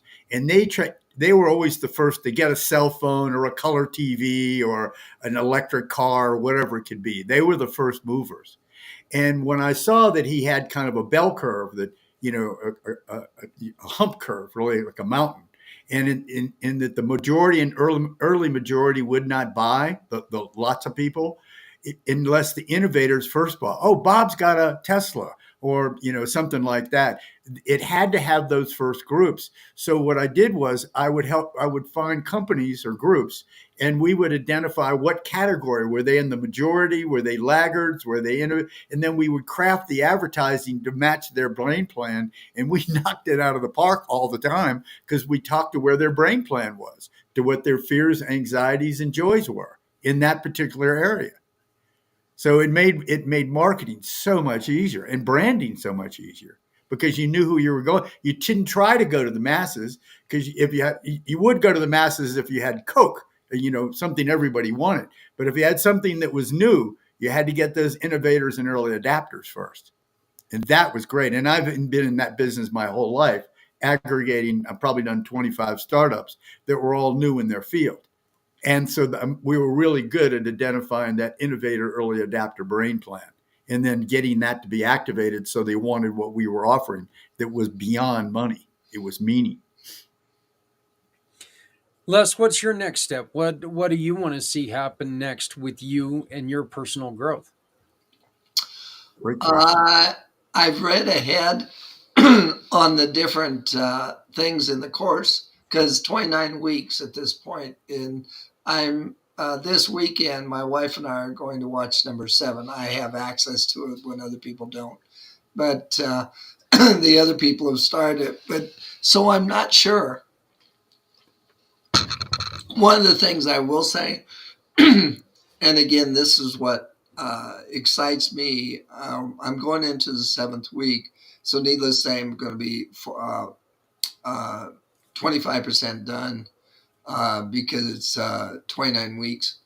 But my question at this point is, I've read the titles of the rest, and what I've done is so changing in me and telling other people how much is changing. I'm excited to find out what's next. And see, this is the interesting point, Les. Do you know, Zach, what the dropout rate is of the average online program after I buy it? What the dropout rate is after 2 weeks? I'm going to go fairly conservative and say like 25%. Probably 60 to 70 to 80%. That's insane. Yeah, you can look it up. And nobody's paying attention to that, because they're having you look at these hour webinars after hour webinar after hour, and they're having you take a true and false test at the end, or a multiple test squad. It's like, your head blows up. And after the first couple of weeks, they stop doing it. So people that buy an online program, the average stick rate is 2 to 3 weeks, and then they drop off. And so, but here's the problem: they keep paying. So the person that's delivering the program, he may see his viewership is growing down, but his cash flow is remaining the same. Yeah. So there's not a lot of reason to change. So we blame the customer. You didn't work hard enough. You should have watched more of those videos. Whatever we do, that's not the problem. The problem is the delivery system is causing so much stress and low learning that people stop doing it. You know, and it's funny that you bring up, you know, going to see some of these people in sales and stuff like that, going to some of these seminars. Those things scare the hell out of me, and I'm telling you, I will not go to one of them with my wallet. I just won't do it. And The power of the power of the crowd. yeah, it's Crowd not. mentality. Yeah, it's not that, you know, I'm gullible, and I think that, you know, I think sometimes we tend to step on people's emotions by calling them gullible. You know, why in the hell did you buy that? What were you thinking? When, like we've talked about earlier, it's an emotional thing. Somebody's going to say something that's going to, you know, and they're trained. They've trained themselves to go, hey, these are the keywords. Yep. This is going to get, you know, this is going to get little Susie to sign over her ice cream money to me. When Yep. I say, you know, that strawberry unicorn's going to visit your house tonight if I get your ice cream money. Little Susie's going to give up that ice cream money. Okay. Right. They know what they're doing. It's kind of like a criminal. A criminal's not an Yeah. idiot. They know what they're doing. Yeah. They do a lot of dumb stuff, but they know what they're doing, and they found a way to make it work for them. That's the way these twisted salespeople do it, right? Yeah, and they can, and yeah, and here and again, this is what they do. They say we can make you more money than Bob or the other guy, Mhm. and then what they do is they have you chase kind of this bright thing, right? And but it's really, even when you get it, the bright thing isn't making you happy. It's the money doesn't make you happy. It's what the money gives you, the security, the fulfillment, the freedom, the other things. And when people start to understand that, what we found helping people do businesses is, I said, why would you do that business? Why wouldn't you do something that was joyful, gave you freedom, happiness, and meaning to begin with? All that other thing will make me a lot of money. I said, but didn't you just try another thing like that for 2 years and now you're back again? Because what happens is when you're trying to do something to make the money, when that something isn't meaningful to you, it's like throwing sand in your gears of life. You literally kill yourself slowly by adding more stress into your life. When I say the words, I don't want to be rich, I just want to get by, what's your first thought? That may be what you end up doing. Your brain is very powerful. I don't have to do X because all I want to do is get by. So you can give up a lot of things just to get to. And here's another thing: the brain, especially the lower brain, loves to be right. That's why people fight all the time. I'm right, you're wrong. It's like ridiculous. It's the lower, it's the least of all part of your brain that likes to fight. The upper part wants to come to solutions so we both get what we want. But we've created a world where most of us operate from the lower brain centers, and we think might makes right. So we think we got to fight with the other guy to prove our idea is better. It doesn't do anything. It just create more fighting. Yeah, see, I was kind of wondering if maybe that was just that you're focusing in the way I was looking at that statement is almost, you know, you're still focusing on the money. You're not focusing on the goal of being happy. Yeah, or what's meaning, or see, happiness. You can get happiness by taking cocaine. You're going to feel like crap afterwards, but it'll give you a little happiness for a while. In a way, that's what we do. We go, oh, well, I'll have that donut. That's jacking up some of those neurotransmitters of happiness. I'll eat that sugar. I'll drink that alcohol. So what we're doing is we're shifting to those things because what we're doing in our life isn't giving us enough meaning. When we're doing what's meaningful to us, we don't need all that other stuff. Our life's pretty freaking happy. every day when we get up, we get to do what gives us joy and meaning, which are dopamine, serotonin, norepinephrine, and the right levels of acetylcholine. It's the cocktail of life that gives you joy every day. Okay, now I have to ask this question. Is there a hidden camera in here somewhere? Because earlier we had people on who were saying, you shouldn't drink soda. And I'm sitting here with soda in front of me and all this other stuff. And then somebody said something about, you shouldn't eat you shouldn't eat these foods or, this processed foods or stuff. Well, I'm sitting there shoving something into my mouth. Now you just said donuts. I was about ready to reach back and grab a damn donut. Yeah, do I got a camera in here something? Because everything I've done today is it actually shows a lot about me and my bad habits. No, but here's what. Well, you got to stay alive for how many hours are you doing this for? Oh, I still got it. I still got 10 more to go. Well, I give it. You can eat donuts, but normally what's happening is here's what we're doing. What is a carbohydrate? It's just a bunch of sugars hooked together. So a donut without sugar or a piece of bread is just a wad of sugar. Is another way to look at it, right? It's just it's got to be broken apart a little bit. They're carbohydrates or complex sugars. A simple sugar is like sugar cane or the sugar you put in your coffee. Either way, those are carbohydrates. And here's the trap. They're addictive. They stimulate the same part of your brain as cocaine and heroin. So that's when you're walking past the icebox and you say, oh, I'm not going to have another X. And 5 minutes later, you find the X is in your mouth. Literally what that desire does is it drives the blood flow out of the resistance area of the brain. So you walk right in and grab what you know you shouldn't be eating and sticking it in your mouth. You literally have no barrier against it. I help run the country's only holistic treatment center, accredited by the Joint Hospital Commission. And what we found was that almost everybody in treatment had a low level of understanding what was meaningful to them. So they used the drugs and the alcohol to replace the neurochemicals that they weren't getting from their own lives. When they got more meaning in their lives, they titrated off the drugs and alcohol because that's what they were looking for anyhow. That's amazing. And what do they need to do different just to make sure that people, what would be the first step they should do to make people understand that that's what they're doing? Well, we just have to get this information out there. I mean, I wish it hadn't to take us all this money and all this time to figure it all out. But really, we're just getting it out there. And what we found is treatment centers, all sorts of other organizations, when they see this, they start to use it because they realize their frustration that they've been having doing what they're doing. I don't know if you know this, but you got a treatment, your relapse rate is 80%, even after you got a treatment. We don't talk about it. And then we look at relapse as part of the treatment. But still, it's tough. When you get those chemicals or you get those structures in your brain, whether they're chemical induced or personality induced or environment induced, it takes us a while to change them. But once we understand how to change them, we can do it, and we can do it pretty quickly. And that's okay. Well, let me ask you a real quick question about this. We're getting up towards the end of our segment, but the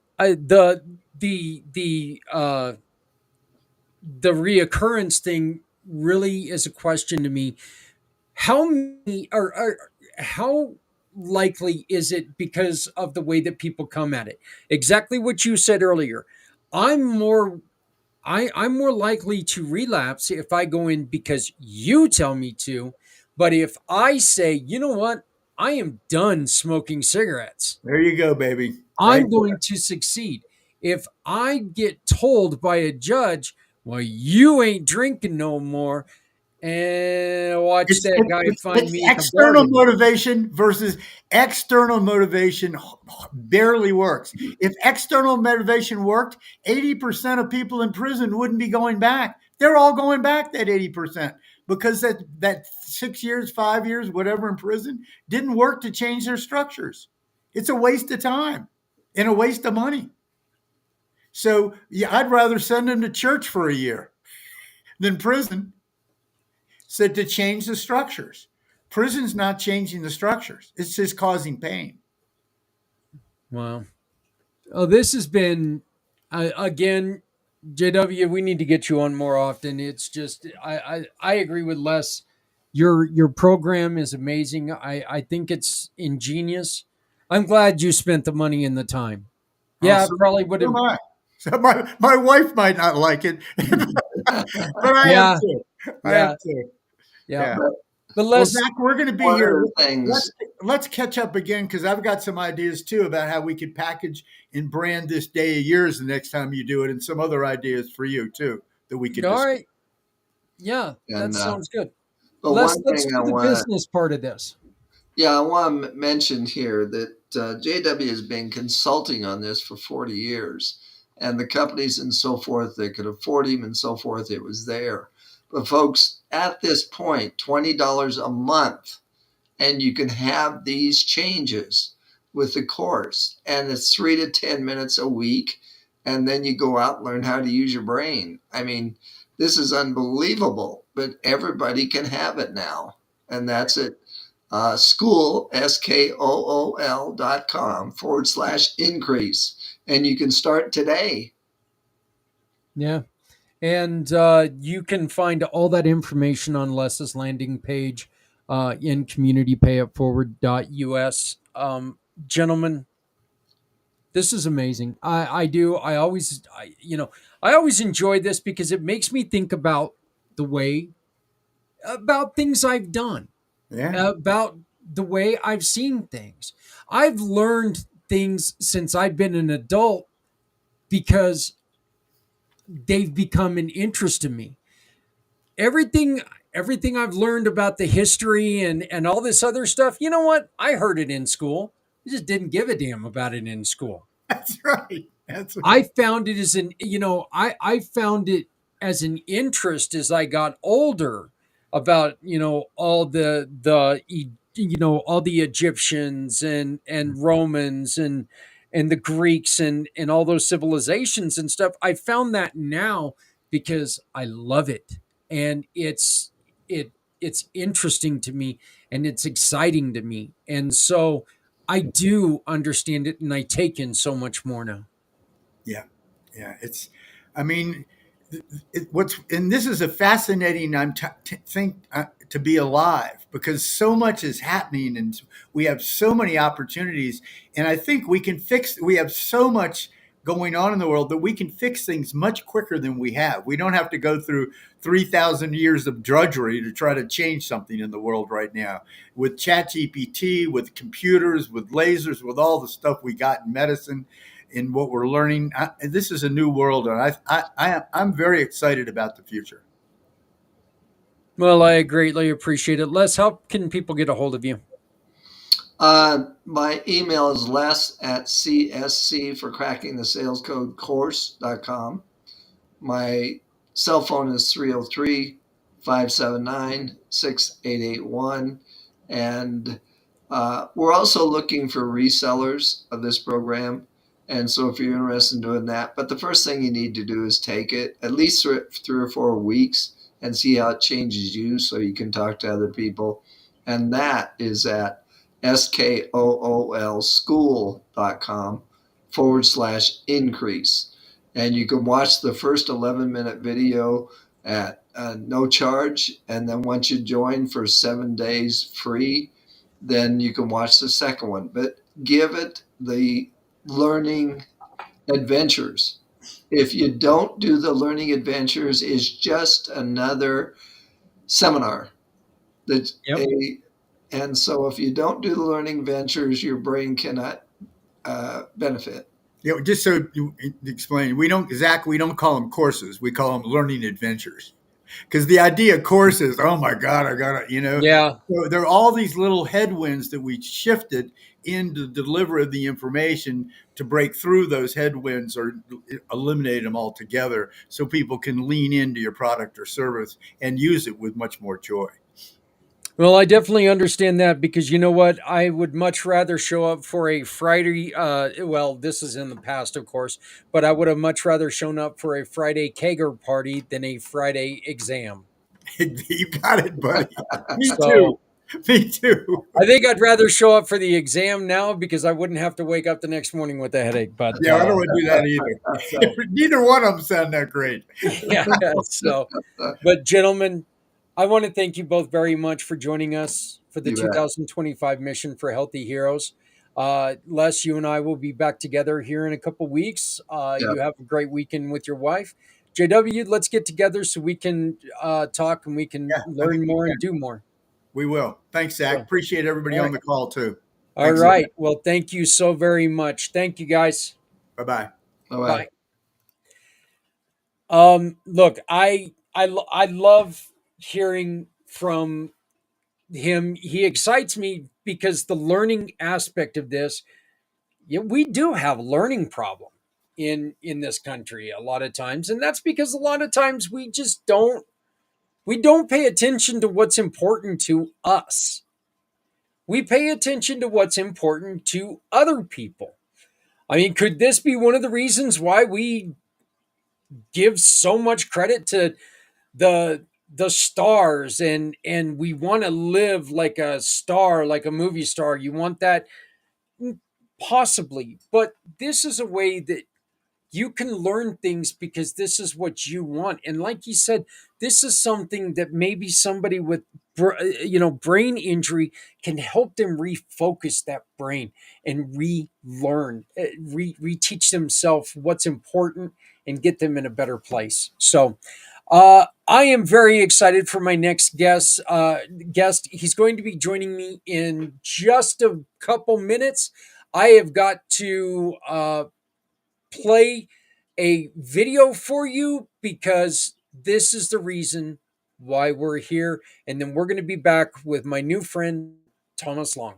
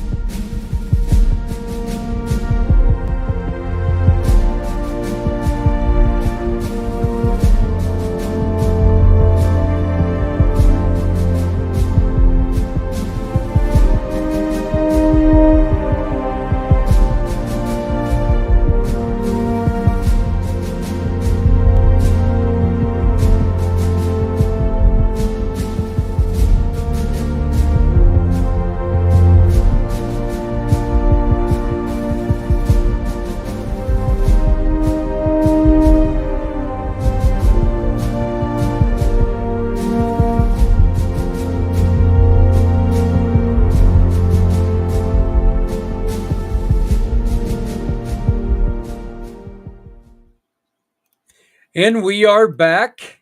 And I am proud to introduce a brand new friend of mine. Talked to you the other day, Thomas, and you and I kind of talked like, well, we knew each other. Sounded very familiar talking to you.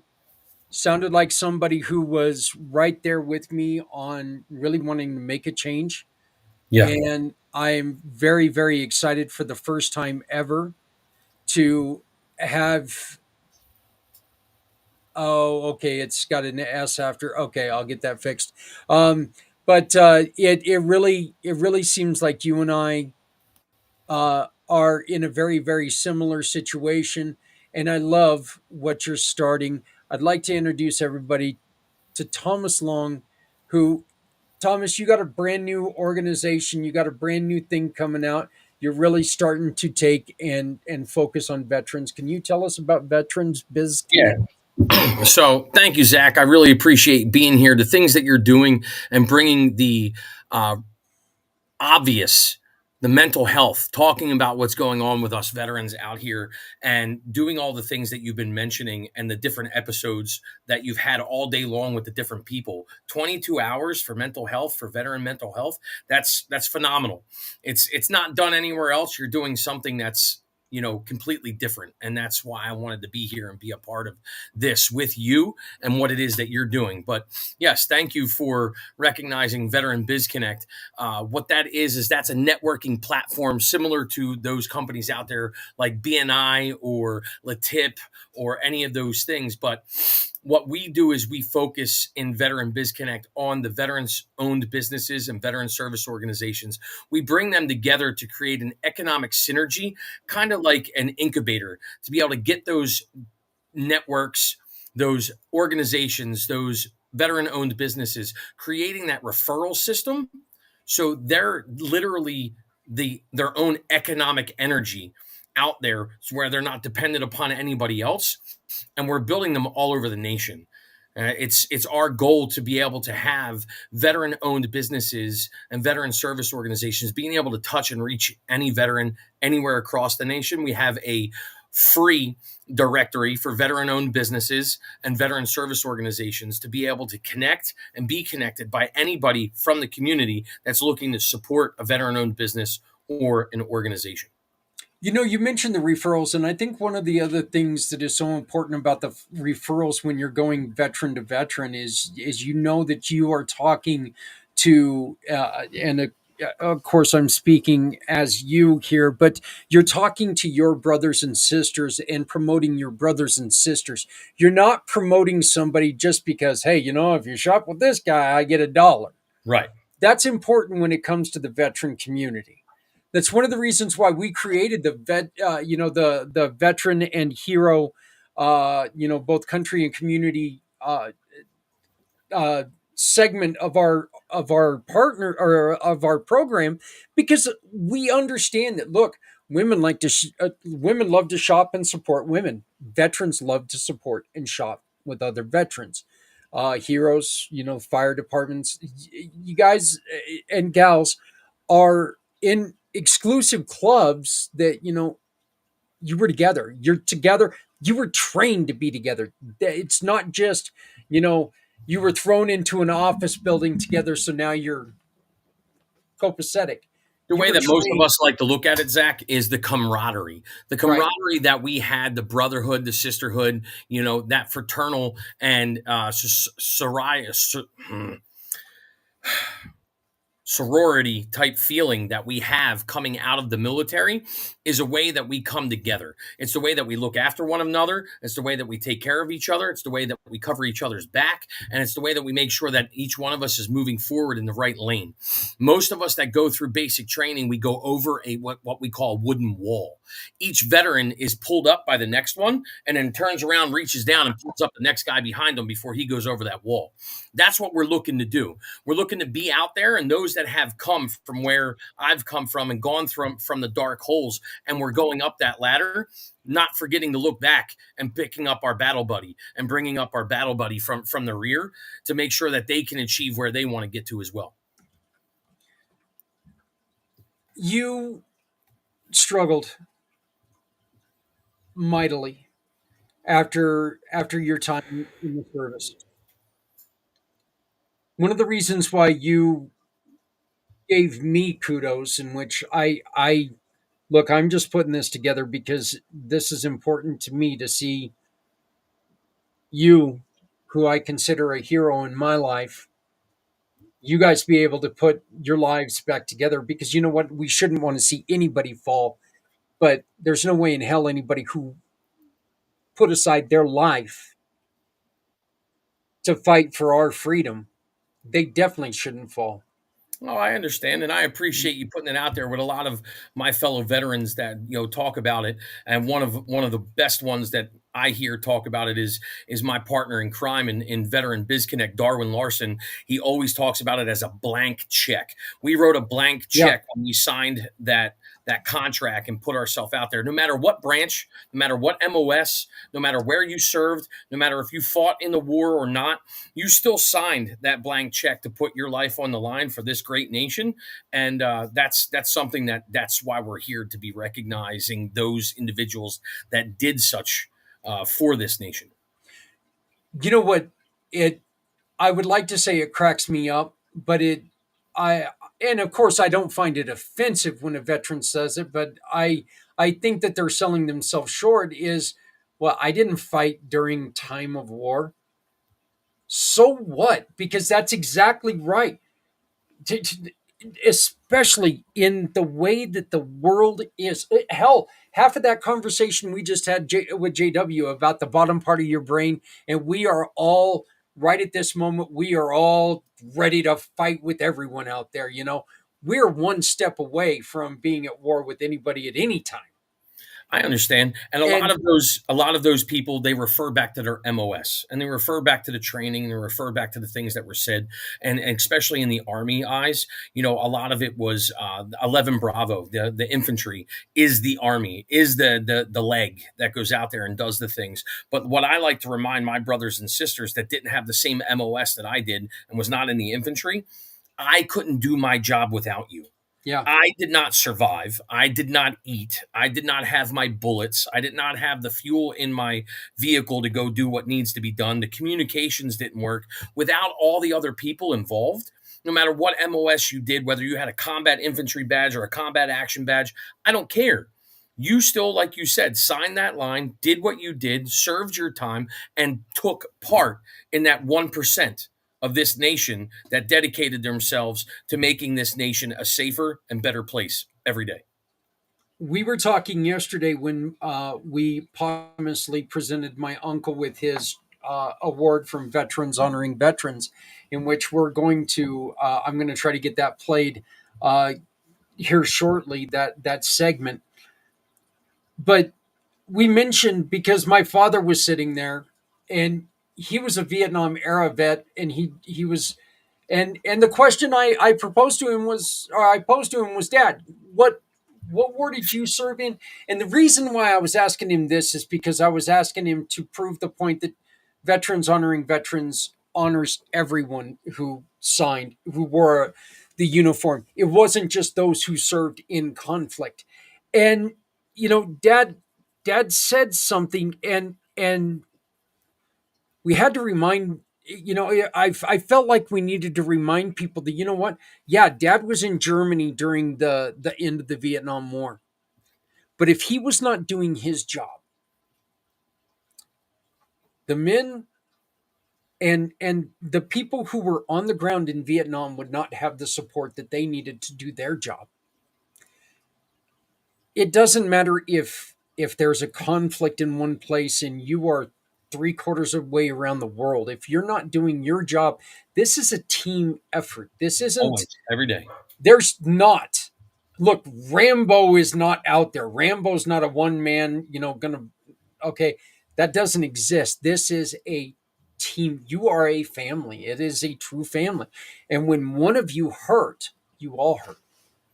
And see, that's the thing that I'm looking forward to talking a little bit more about as we get deeper into this, time that we're here, is the hurting. Is the hurting at home? Is the hurting afterwards? Is the recovery afterwards? All those things that happen with a soldier after they're out of the military. That all this, we can talk all day long about the stuff that's going on while we're in there, and we have so many stories to talk about, so many people to talk about, the history to talk about.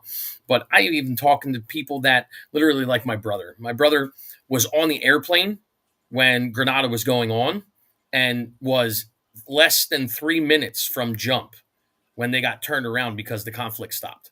They got turned around in air, less than 3 minutes from jumping out of the airplane, got turned around, and he's considered a non-combative wartime soldier. But he was booted up in a plane, flying there, ready to jump out, standing up, 3 minutes till out the door, and they got turned around. So he gets denied certain, alienable benefits through the VA and different stuff because of that. And that's a shame. That's what hinders and hurts a lot of the soldiers, the veterans out there, no matter male or female, that their status of what they did while they were in changes what they get. It's bonkers. Let me ask you a question, and this is getting into a little bit on stuff that we're not focusing on Run for away from it. this event, but it really kind of makes me wonder. Hearing stories like that, is there really a surprise that we're down to 1% people joining the military? Because you know what? These kids are watching mom and dad get screwed, and they're like, why in the hell would I go and sign my life away for this? Well, there's good reason. There's good reason out there, and there's some of that good reason is the benefits that you do get as long as you do what's necessary. Because my brother still got the educational benefits, he Mhm. still got the other things. He got his GI Bill, he helped his son through school, all of those other things. There might be small things that don't benefit and don't go there, but there's a lot of other benefits that you get from the education, the camaraderie, the network that you get to be a part of, all of those things, and learning what it is to serve, be a part of something bigger and Yeah. greater than you. Those are important things that the next generations coming up that want to sign up and sign their life on the same check that we did is a great and a true honor to be a part of those organizations. Yeah, see, this I think one of the questions why I asked this is because you know what? There there is no way, there is absolutely not a good way in the world that we can talk about how many veterans are homeless. There's no way that we can't justify it. There is no justification for it. There's absolutely no excuse for the numbers that are out there. Right. There's absolutely no excuse for as little amount of support there is. But and that's why I was wondering, are the kids seeing this and they're thinking that that's more of the norm than the benefits? They don't see a lot of the when they return, they go to college and they go on. They don't see a lot of that. It's not in the news. It's not out there making the good stories. It's not out there making the rounds. They every day though they can go onto the computer, go onto Facebook, go onto anywhere, and you can see stories about homeless vets, wounded soldiers who are getting mistreated, and things like that. What do we need to do, in your opinion, to in which absolutely not ignoring, that's not where I'm going with this, but I want to know, how do we pick up the good stories? How do we push forward the good stories? Well, it's all depends on who's at the helm. Like you doing something like this, you're finding some of the good stories. You're talking to the people that are making a difference, that are making a change, that want to be a part of picking us up and going in the right direction. And a lot of that comes from us ourselves. Being here doing this, me doing this is part of making that change. Letting them know that there are people out there that have fought through the system and have gotten to where they need to be. You know, being a two-time suicide survivor, a former alcoholic, being almost 350 pounds, going through what I did, losing the weight, getting out on the other side, because of God and the grace of a good woman is the only reason I'm here. So I give all glory to Jesus. But everything that we have going on out here today, we have a chance, us veterans, that are veteran-owned businesses and veteran service organizations run by veterans, owned by veterans, or veterans that are working at them, have the ability that we have our military training and we know what we specialize in as each one of those organizations. Some of them are out there and they always talk about being a one-stop shop for the veterans. We do mostly homeless veterans, but we do everything else. That's where we got to start focalizing, Zach, is getting those experts in those areas connected with each other. That's how we make the change. That's how we make the difference. Someone like yourself that is doing what you're doing right now for 22 hours is what you specialize at, helping the community, getting the word out to help boost us veterans and the entire community as far as high as you can. That's your specialty. You're not out there right now trying to put shoes on veterans' feet. You're not out Yeah. there right now trying to get them toilet paper. You're doing what you do and what you specialize in. My specialization is making the connections, creating that economic synergy, getting them to be able to survive and have that economic thrive. And then bringing another organization in that focuses and specializes on mental health and PTSD, like I have and have gone through, the depression, the suicide attempts, the anger, the anxiety. All of those things are holes that we fight through. And we also feel that when we start going down these paths, that we did something wrong. We did something wrong. We caused this. We have to try to fix this. And then we go looking, and there's so much information, Zach. It's overload on us. Because I searched for decades for information to be able to help me get to where I am today. The VA didn't direct me. None of the organizations that I was coming across were hitting on the right avenues and the right cylinders to help me. Not my PTSD, my suicide thoughts, all those things are never going to go away. I deal with my night terrors every single night. I deal with my anxiety every single day, Zach. But is it to the point to where it is completely ruining my life every moment? No. Is it debilitating? Yes. Do I wind up in the house doing things like this through the screen because I can't take being outside around other people? Absolutely. It is something that happens. And it is something that keeps me from getting out there 24 hours a day, 7 days a week, being able to work a regular job like every other person can, because I can't take the non-acknowledgement of correct authority. That's what we learn, and having somebody out there that doesn't truly care about you, but then tries to direct you in a way that they feel is best for them. That's not what I was looking for.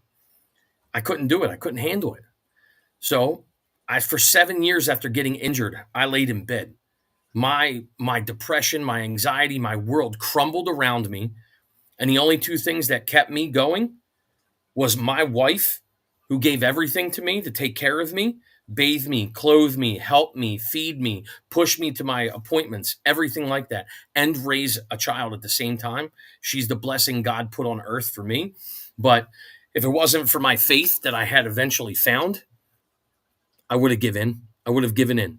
And I wouldn't be here to be able to do what it is that I do for my fellow veterans all over the nation, bringing them together.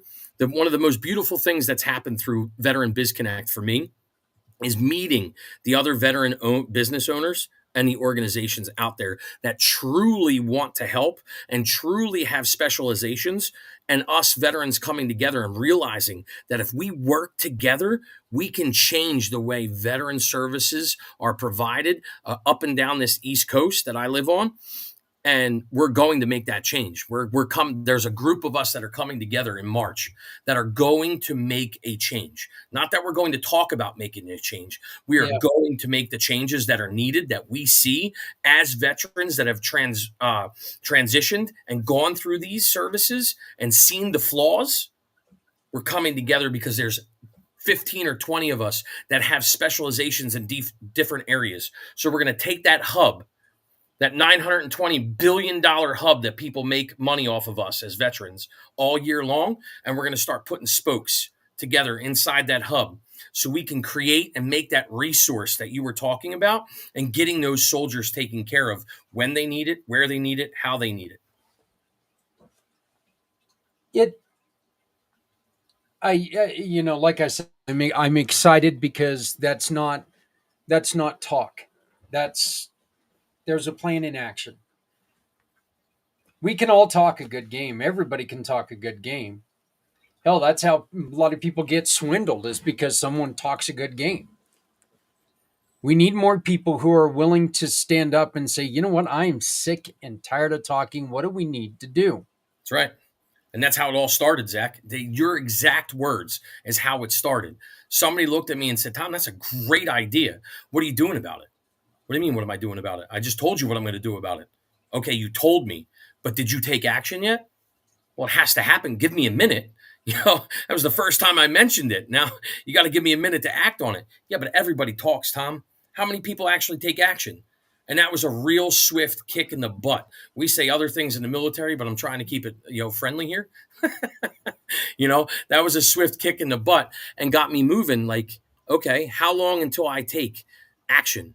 So I took instant action. And the next person I talked to that mentioned anything along those lines, or they told me the exact services that they provided, I said, what are you doing to make sure that your specialization is the best thing that you can do? And then we started coming together. And that's what happens. That's when the camaraderie and the mission-oriented faction of what we do as the military and our training comes together, because we know how to act down our lanes and down our roles of what we need to do. And that's what we're going to do as a group. I'm going to play a little bit of a dangerous game here with you.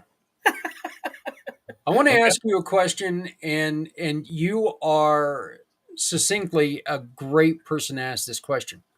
Okay. What are we as civilians doing wrong when it comes to helping, or when we come to approach you and offering our help?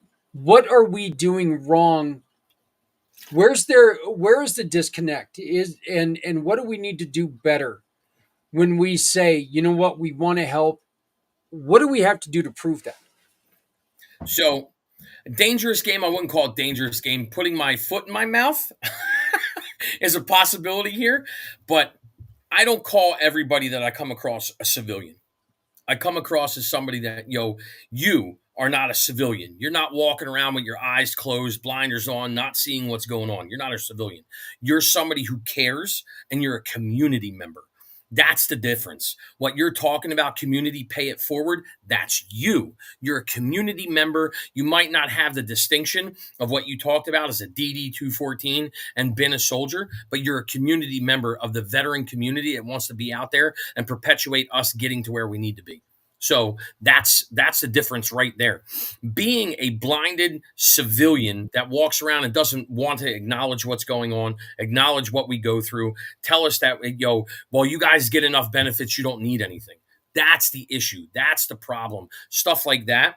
But the people that truly want to help like you're doing it. I can't explain it to people better than telling them Zach's doing it. Zach's doing exactly what we need, exactly how it's different, by getting out there, making a difference, and offering. Not telling me what to do, not telling me, Tom, I'm here to help you and you're going to do what I tell you to. No, you're not. You don't have no rank, right, or rule over me. You're not going to tell me what to do, but you offer it. You lay it at my feet. And say, you gave me, when we had our conversation, Zach, you didn't tell me, Tom, this is what I need you to do, or this is what's going to happen. You told me your story. You told me what you went through and why you wanted to help me. What you did that gave you the feeling of doing something right when you were with my fellow veterans and the community around us, by being a rider, by doing what you wanted to, by recovering from what you've gone through and worrying about us because of what you went through. You understood what I went through when I described what I went through. When I told you my story, you were like, wow, that resonates so deeply with me. And that's the difference. That's where they have to make the connection. The unfair advantage that me and another veteran has is we instantly already have that connection. That's why we started Veteran Biz Connect, because we surveyed more than 3,500 people that we worked with. And the one commonality that we found was that they refused to go to professional networking events because they were nervous and they were scared. 2, 1, they had no icebreaker that they knew of that could get them past the feeling like I had. I'm walking in there as a grunt. All I did is put rounds down range. This guy's an executive wearing a fancy suit. What's he going to think of me when I walk in, other than thank you for your service?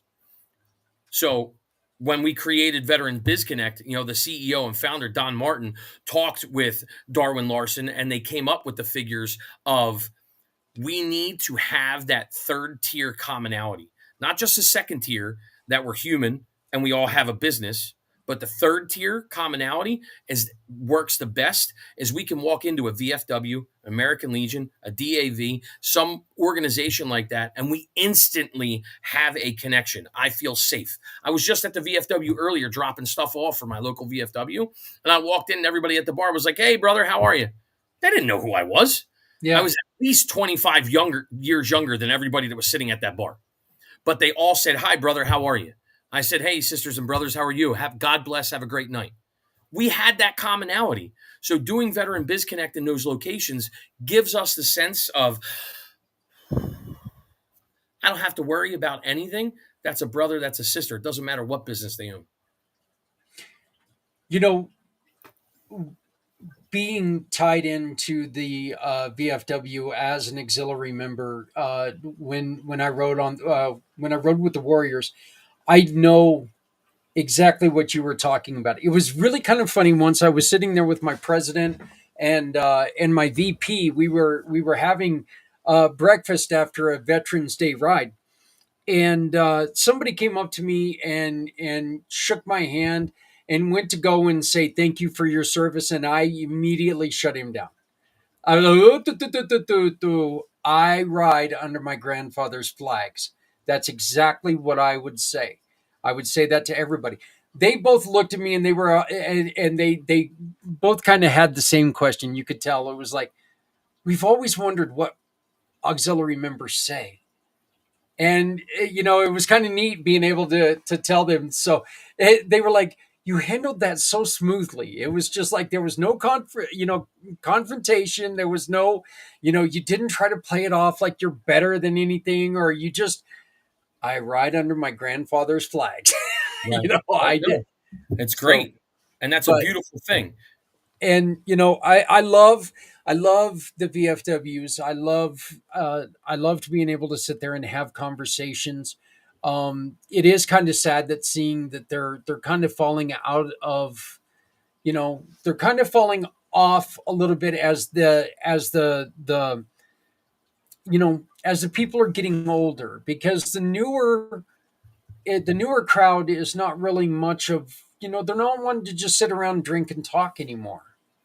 This is more of a dangerous game than the last one that you played. When you're talking about this, you're talking about my brothers and sisters, and I can really stick my right in my mouth with going down this path. But you're correct, Zach, because I am that next generation. My grandfather, my father's generation, those guys, those were the ones that were sitting in there.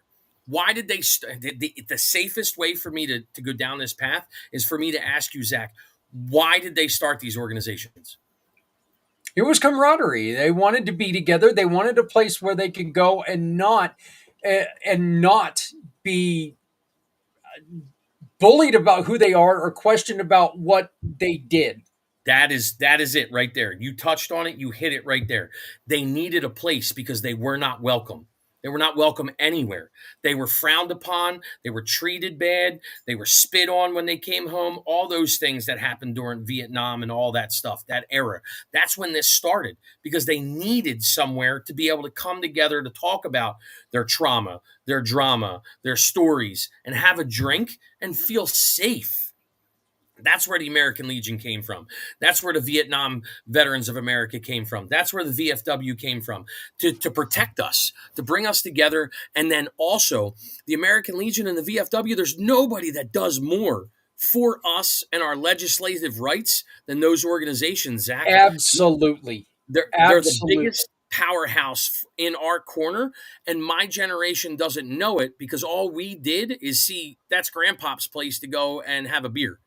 And it was the VFW that I was just at, the Billington Post. That was my grandfather's place to go. He worked there and was so dedicated there. And he got shot in that building, protecting it from somebody that was trying to rob it decades ago. But, and I know that, remember it, have the paper clippings, all that stuff. But I don't go there because I don't drink. I'm 7 years sober. There's no reason for me to go in there and just have a beer. But I go for meetings. I go for other events. I do get involved in the fact that they're there for more than just a beer. And that generation that I'm talking about, that gap, we don't see it that way because, again, The older generation was just in there. They needed somewhere. I'm accepted in bars. I was given so many beers and stuff because of my service and things that were outside of the VFW and other places. When people mentioned that I was, home from Iraq, that, I didn't need to go somewhere to hide to feel safe, and that's what all the younger generations now have, something that they didn't. But the information that they need to know is that if they don't start getting involved and they don't take action in being a part of it, it's going to go away in the fact that we're going to lose our biggest and best big brother. Yeah, and as a support system, the VFW and the American Legions are so important because when, their resources are very limited, but when a veteran falls down, they're there to help them stand back up. They're not going to take in they're not going to take and they're not going to make their life complete. That's No. not their job. Their job is to just maintain life. We'll use me as an example, Zach. I have a perfect example of the VFW. So when I got injured and wound up bedridden, I was so scared that I was going to lose everything because my bank account was going down fast. I had no money. And then when I got to the point before I started receiving the stuff that I needed, 6-7 months before, my bank account was empty. I turned to a couple different organizations out there that I'm not going to mention, and they turned me away because I have all my limbs. They wouldn't help me. And I wasn't 90 days behind in all my bills yet. Okay. There was one organization, Pennsylvania Wounded Warrior Inc., okay, that literally was there to help me at any given moment that I needed it. But my local VFW post, the Billington post, stepped up and asked me to drop off my bills. They took care of 6 months worth of my bills because they asked me to do it. So I didn't need to burden Pennsylvania Wounded Warrior Inc. with my situation. So they didn't have to write a check to help me, but they were there and ready to. But my local VFW post picked up all my bills, didn't give me a dime, but they paid it directly to the creditor and took care of me from their Almoner fund. And then I'm now trying to give back to them in every way that I can because they helped me. That's what the VFW and American Legions and those organizations do. But they do it quietly. They do it silently. They're not out there broadcasting my story and telling everybody what they did for me in the community. Not that I would, be upset if they did, but somebody might. So they don't. They keep that to themselves and they keep it within inside their walls. But they're there to help us in every way they can. I love the fact that you brought up a great point that they take and they say, hey, in which me being part of the auxiliary, after I went down, they took care of me. They paid they paid a month's mortgage for me. They did it. They took look, they take care of their own. They That's do right. not, in which I don't know if this is something that upsets people, but they do not hand out money to people. They take and they take care of your family. They take care of you and your family because again, we're not talking about things that we're not talking about things that are just affecting you. And this, you know this. They're talking about they're helping you and maintain your family. Yes. Because where you are hurting, your family is hurting because you never go through pain alone. That's right. And, a couple things, one thing to talk about there is that they didn't take care of my personal bills. They asked for my household bills, the stuff for my home, for where my wife and my son was. Not me. They didn't say, hey, how's your credit cards? Hey, how's this? They asked, they wanted the home utilities. They wanted the home bills, so they could make sure the power stayed on, the water was running, those kinds of necessities. They weren't putting money in my bank going, hey, go out and have a pizza dinner. We want to make sure that you stay alive, you stay warm, and, and you can clean yourself. Those are the things that they are doing. And it's not just their own. Like, it's not just somebody inside of their singular post. Like, I'll take my American Legion post for an example. My American Legion post in Fallsington, Pennsylvania, literally has taken care of a homeless vet for 4 weeks, helped through 4 weeks, paid directly 3 weeks, but helped through 4 weeks of him staying in a hotel in these below sub-zero temperatures. And they had no affiliation to him at all whatsoever. I said and mentioned during a meeting that this guy was waiting for his benefits to come in, that I was helping him with some other people get his VA benefits, which he got. He was waiting on the check to come in because it takes time. It doesn't happen overnight when that stuff happens. And it got real cold.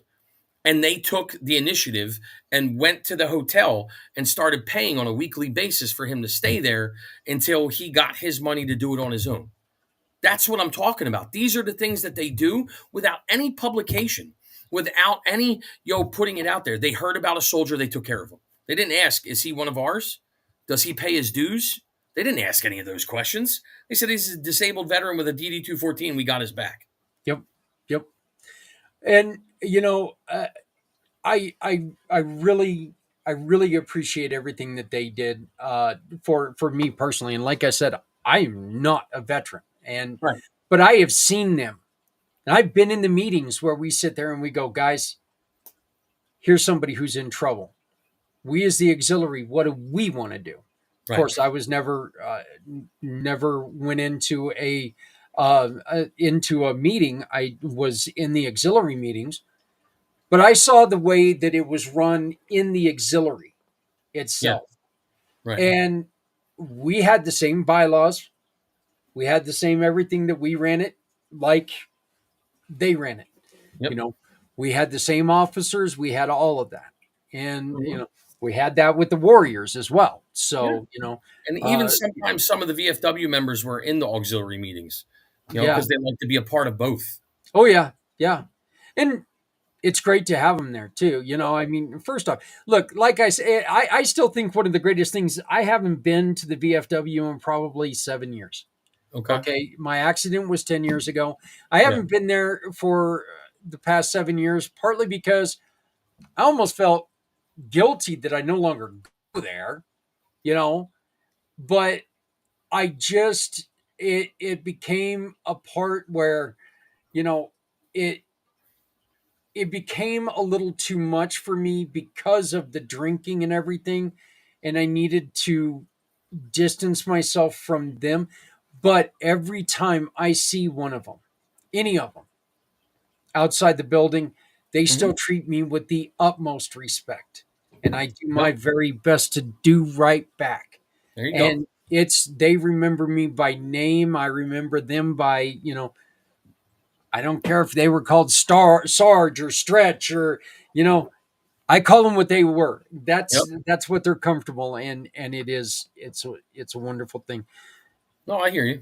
We really wanted to focus on pain because we need to.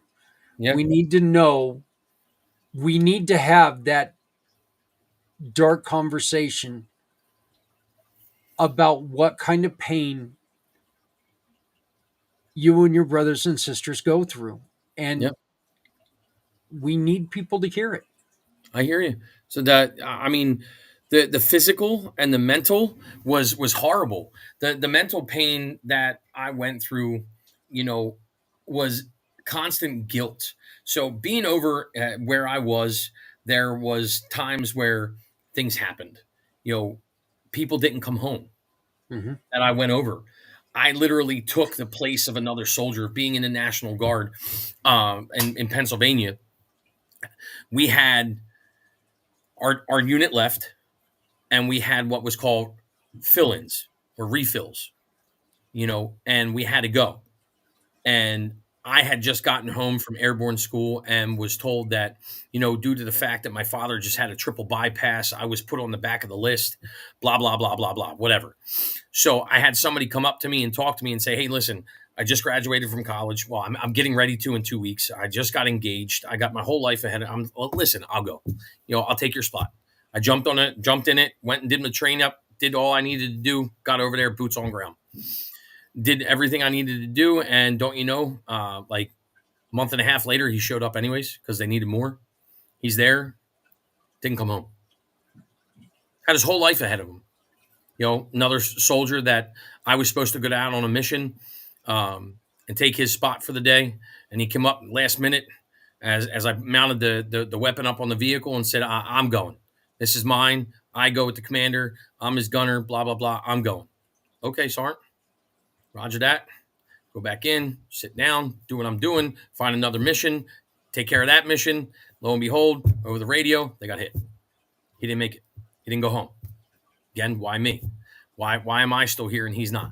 These are the things that we deal with on a daily basis that some guys never recover from, never figure it out, never get it out of their head, never get that moment back because of those moments that happen because they think they're in control and that they lead the way. And I most certainly am one of them that I thought it was my fault, thought I did it. I did something. I made a choice. I did something wrong. But it's not us. It's his path. His path that we walk on, that's where I got that moment to be able to understand things, but it still doesn't take it away. Those moments when you make a choice in the field or you follow an order live with you forever. Forever. They never go away. Nobody can take it away. And the most horrible thing about going into the VA and going into the mental health era in the VA is that they have no continuity with their providers. That I literally had to, every 2 to 3 weeks, talk to a new provider and go through all of my trauma all over again. All over again. Every single situation, talk about it, everything, drudge it all up, relive it, feel it, deal with it, go back through that suicidal era, go through everything every single time. And it was horrible. It was absolutely horrible. It was probably more horrible than going through the situations that I went through than, anything else, is reliving it every 3 weeks constantly because of the flawed system that they have. So, but that pain is what drove me to drink constantly. I was a 24-hour alcoholic after coming home because I didn't want to see their faces. I didn't want to hear their voices. I didn't want to see when I saw their family show up for them. Yeah. That was the pain that I was drowning in alcohol. That's what some of my fellow soldiers went to for the release was drugs, alcohol, whatever they could find to get their mind clear of that moment. And we fall down and we forget there's other people to help pick us up.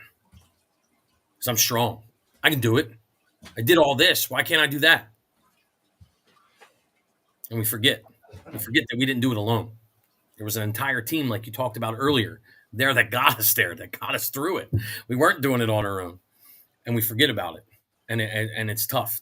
Then the physical pain from jumping out all the airplanes, the 6 bulging herniated discs in my neck, 4 in my lower back, the sciatica down both my legs, all that stuff. You just get pumped full of stuff. Take 1,200 milligrams of ibuprofen, drink water, do push-ups. That's what you get told in the military. Take ibuprofen, drink water, do push-ups. You'll be fine. And then when you get out, it's the VA. The VA does the same thing. Well, take this med, take this med, take this med. Oh, you got that side effect? Take this. You got that one? Well, let's give you this injection. Let's give you that injection. Well, let's take your spinal cord and fuse everything together. It's crazy. This medication is causing that problem? There you go, Zach. Wow. Oh my goodness. These things did that to you? Oh, yeah. So when it came to me in 2022 and the VA told me that, listen, your liver, you got a fatty liver and you're dying. What do you mean? Well, the 31 pharmaceuticals were pumping you full every day. The 4 ketamine infusions you're getting every month. The 10 trigger point injections down your spine every single week. And the 10 epidurals. That's part of it. The other part is because of you're getting all of those things, you're completely sedentary because of your injuries and all these things that we give you that totally drive you from your family, that totally drive you into that mental state that you can't move, that you can't go anywhere, that you can't do anything. You're now 350 pounds. Your sedentary lifestyle is what's killing your liver, not the alcohol, because I stopped drinking years ago. I was in total denial when they told me I had liver issues.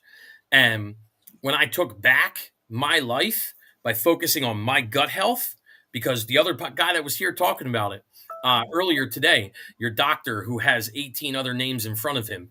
Oh, yeah. He was- Professor, doctor, yeah. Yeah. And he's got alphabet soup after his name. You know, Right. those guys were talking about gut health. Having your gut is your second brain. That's where all our neurotransmitters come from, Zach, is down in our gut. So when I got my gut healthy, I didn't lose my PTSD. I didn't lose my night terrors. I didn't lose my anxiety, my depression, suicide thoughts, all those things. But it got it to the point to where it wasn't 100% the only thing I was thinking about. And the side effect of getting your gut healthy is that your body can now absorb the proper nutrients and vitamins to rebuild, restore, rejuvenate the cells that God created us to be able to do that with. And once you do that, you can deal with the inflammation that's causing the pressure. You can deal with the weight gain that you have. I lost more than 150 plus pounds in a year, Zach, doing the regimen that I did and going down the path that I did because of the ability to absorb the proper nutrients, vitamins, and supplements. It was amazing. It wasn't anything that the VA did. Wasn't anything that they provided, anything that they gave. It was what I had to find on my own because they gave me 6 to 8 months to change my lifestyle or I'd be dead before my son was 10 years old. I could not have that. I could not have that. It destroyed me when I lost my dad at 26. I wasn't going to do that to my son. I gave up smoking. I gave up alcohol. I wasn't giving up on him. Yep. I love that. I absolutely love that. Thomas, when the hell, in which I got to be honest with you, this is not, yes, the VA is its own animal. We understand that. But you know what? This is pulling into everything when it comes to medical treatments. I'm able to sit there and say, oh my God, this medication is causing this because that's happened to me. I'm able to sit there and go, you know what? I was called a drug seeker because I went in for relief because I couldn't move my freaking neck. And they finally sent me into a pain management specialist who found out my neck was broken 3 years after the accident. We have. See, the thing that kills me. Go ahead, Zach. Finish. Yeah, I'm sorry. I we apologize. have to stop looking for these shortcuts out and finding what is going on. Look, these insurance companies, hey, nobody wants to give away lots and lots of money. Nobody wants to do it, okay? People are dying. And even worse, people are becoming zombies is a terrible word, but it's true. And they just don't give a shit anymore because they hurt. Yes. Physically, and they mentally, emotionally, they hurt. They do. You're 100% correct, Zach, on that level. And a lot of listen, I'm not trying to say pharmaceuticals have no place or they're not good. Western medicine saves lives, Zach. We both know that. You and I both know that. We're not here to bash the pharmaceutical industry and tell you that everything is bad for you. But we shouldn't be 100% dependent upon it and surgical intervention as the only two ways that we can survive. They're just not the two things that we were meant as humans to survive on because they didn't exist always. And we had generations of people that survived without them. So the thing is that those other avenues that you can go down, they can't be monetized as well as the other ones can. So that's what I feel why we go down that path so often, so quickly. But just like you said, you were told that you were a drug seeker. Do you know how many of us that get told and put on pain meds at the VA, we then get a letter added to our name. So we have to be drug tested continuously. It follows us, which is horrible. You're doing it to us. You're putting us on there. You're giving us that stuff. And now, because of the opioid epidemic that we went through, These people, when I went through surgery and I was told, hey, we're going to give you some Oxycontins, but you have to sign this waiver and you have to show up for regular scheduled drug testing and drug screening while you're taking them. So I don't take narcotics. You could keep them and shove them where the sun don't shine, because I won't do that. I'll suffer through the pain before I'll take a narcotic. Well, why is that, Mr. Long? Because I was an alcoholic and I have an addictive personality, and you're not going to kill me. I told my doctor that multiple times. I come from a very addictive family. I've got an addictive personality, and now 30 years later, I'm still on, oxy. What is it? The not oxy. I'm sorry, hydrocodone, acetaminophen, and tramadol. Okay. And unfortunately, right now they got me. They got I me. got you. And got you. and they Listen. got me because you know what? Every damn time I go in to tell them something, they want to put me on something else, and Something it's else. like, stop, fix it. I would Yep. much rather go through surgery, put my ass in a body cast for a couple weeks, whatever. When I get out, tell me I'm good. Right. Make sure I'm good. Right. But stop this BS on doing these little things. Let's get this fixed. Let's find what's wrong. Yeah. When they went in to cut my shoulder open, the doctor told my wife right there in front of me, yeah, he's going to be out in about 35, 40 minutes. I guess I was under for like 3 hours as they were repairing the ripped cartilage and cutting the straps of my shoulder and doing all the other damage and when I woke up and Adrian told me, I kind of looked at her and go, oh, so I was hurt, huh? Imagine that. Imagine. Wow. Holy shit. If I would have only known there was something wrong. Right. I you would know? have told you if I would have known. Yeah. Yeah. So So, glad you figured it out while you were in there. yeah. It is actually kind of funny, though, when they did repair my broken neck, the first thing I did when I woke up is, holy cow, I can turn my neck. And the nurse was like, don't do that.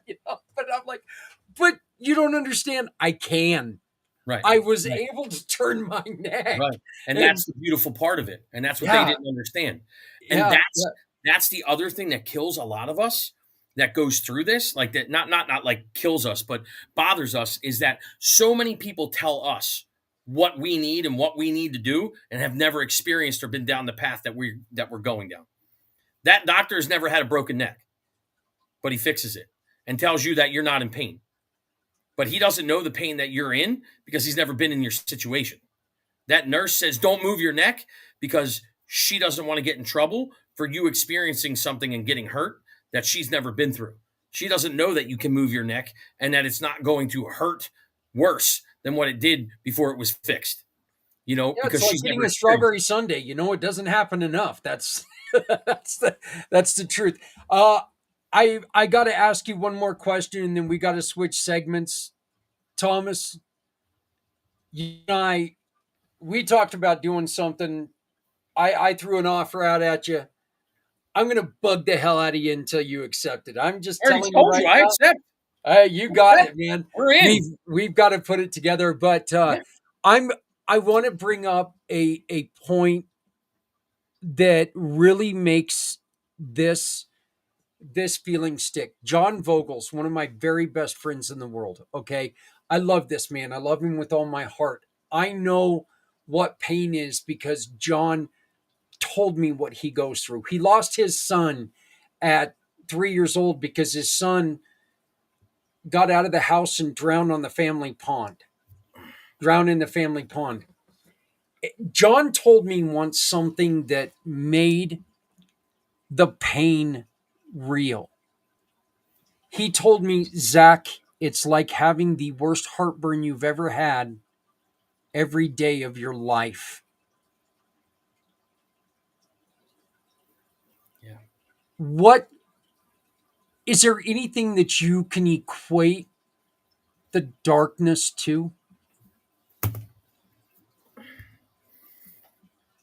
When I sat there in bed and I wanted to kill myself, I felt responsible for the things that had happened, I remember what I did. Could I have done something different? That regret that you have sometimes when you make the wrong choice of what type of topping you wanted on your pizza, and times it by 1,000, because you don't know what you don't know until you know that you didn't know what was going to happen. And it's not easy to be there alone, because when I say I was there alone, I had people everywhere around me, my wife, a son, my mom, my family, but I was alone. I was sitting there alone in here. And it was all dark. And the only way I can describe it is all these little things talking to you. I'm not trying to say demons. I'm not trying to say leprechauns. I'm not trying to say any of those things. I'm just saying all of those things talking to you and telling you, you did this. You did this. This is your fault. You're responsible. You could have made a choice. Look What what, did you you did now. Yep. Look at what you did. Did you get out of bed today? Did you make a change? Did you make a difference? Did you yell at your wife? Did you yell at your son? Did you scream? Did you lose control? Did you do this? Did you do that? And it starts to compound. And then anxiety of worrying about, oh my God, if I'm around him, I'm going to yell at him. I'm going to hurt his feelings. If I'm around her, I'm going to yell at her. And it just builds and it builds and it builds and it builds. And you feel safer alone. You feel safer, secluded. You think everybody else is safer. You think everybody else is doing better. But you don't even understand or realize the hurt that you're causing them by not being there with them and not getting through what you're getting through, because all you're doing is so focused on you. Because all I can see is that one eye coming out. I can't see anything else. Thomas, I love you, man. I love you too, brother. I appreciate it. I appreciate being here. And I appreciate the fact that going through all of this with my fellow veterans from Veteran Biz Connect and being able to bring everybody together across this nation is going to change our community and the way things are done. And I love that I'm working through it with you, brother. We're going to get this done. Look for bigger and better things to happen with Veteran Biz Connect and Community Pay It Forward, because we're going to make bigger things happen. 2025 is the year that all of this comes out and everybody sees it. God bless, brother. Thank you so much. Continue doing what you're doing. And I hope to be on here again ASAP. I love you, man. Love you too, brother. I'll talk to you later in the week. Have a great day. You too.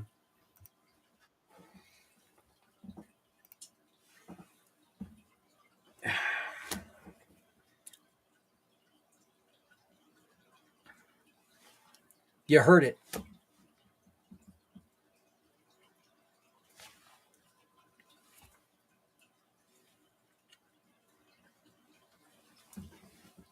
Thomas knows, and every single one of them know, that while they're sitting there and they're alone and they're going through that in their head, that they are not the only ones that are going through that.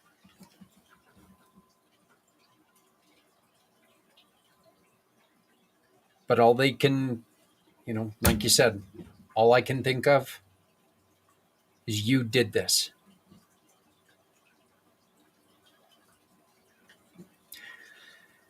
Time to switch segments, folks. It's time to go into segment 6. So we're going to be shutting this one down.